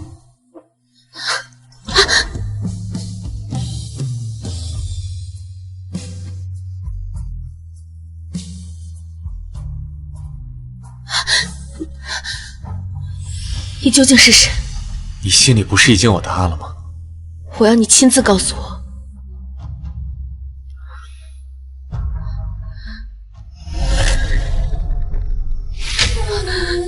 果然是你。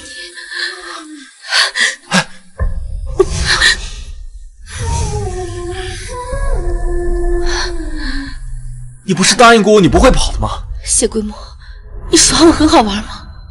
我没有要骗你，我答应要娶你就一定会娶。只是花灯会之后出了岔子，皇上和祖父安排我离京办事，事出很急，所以我就想着让祖父去平远侯府帮我提亲。可是没想到祖父弄错了。等我回到京城之后，满京都知道我与你长姐定亲了。知道事情弄错之后，我就赶紧想办法想要娶你。可是我千算万算都没有想到，我晋阳王府的花轿都抬到你门口，你居然守寡都不愿意嫁给我。那大昭寺的下签也是你弄的？对，对不起，我不是故意要骗你的。再给我一次机会，这次我一定会努力学习怎么爱一个人。谢归墨，你就只有这一次机会，你要是再弄丢我，我可就真的走了。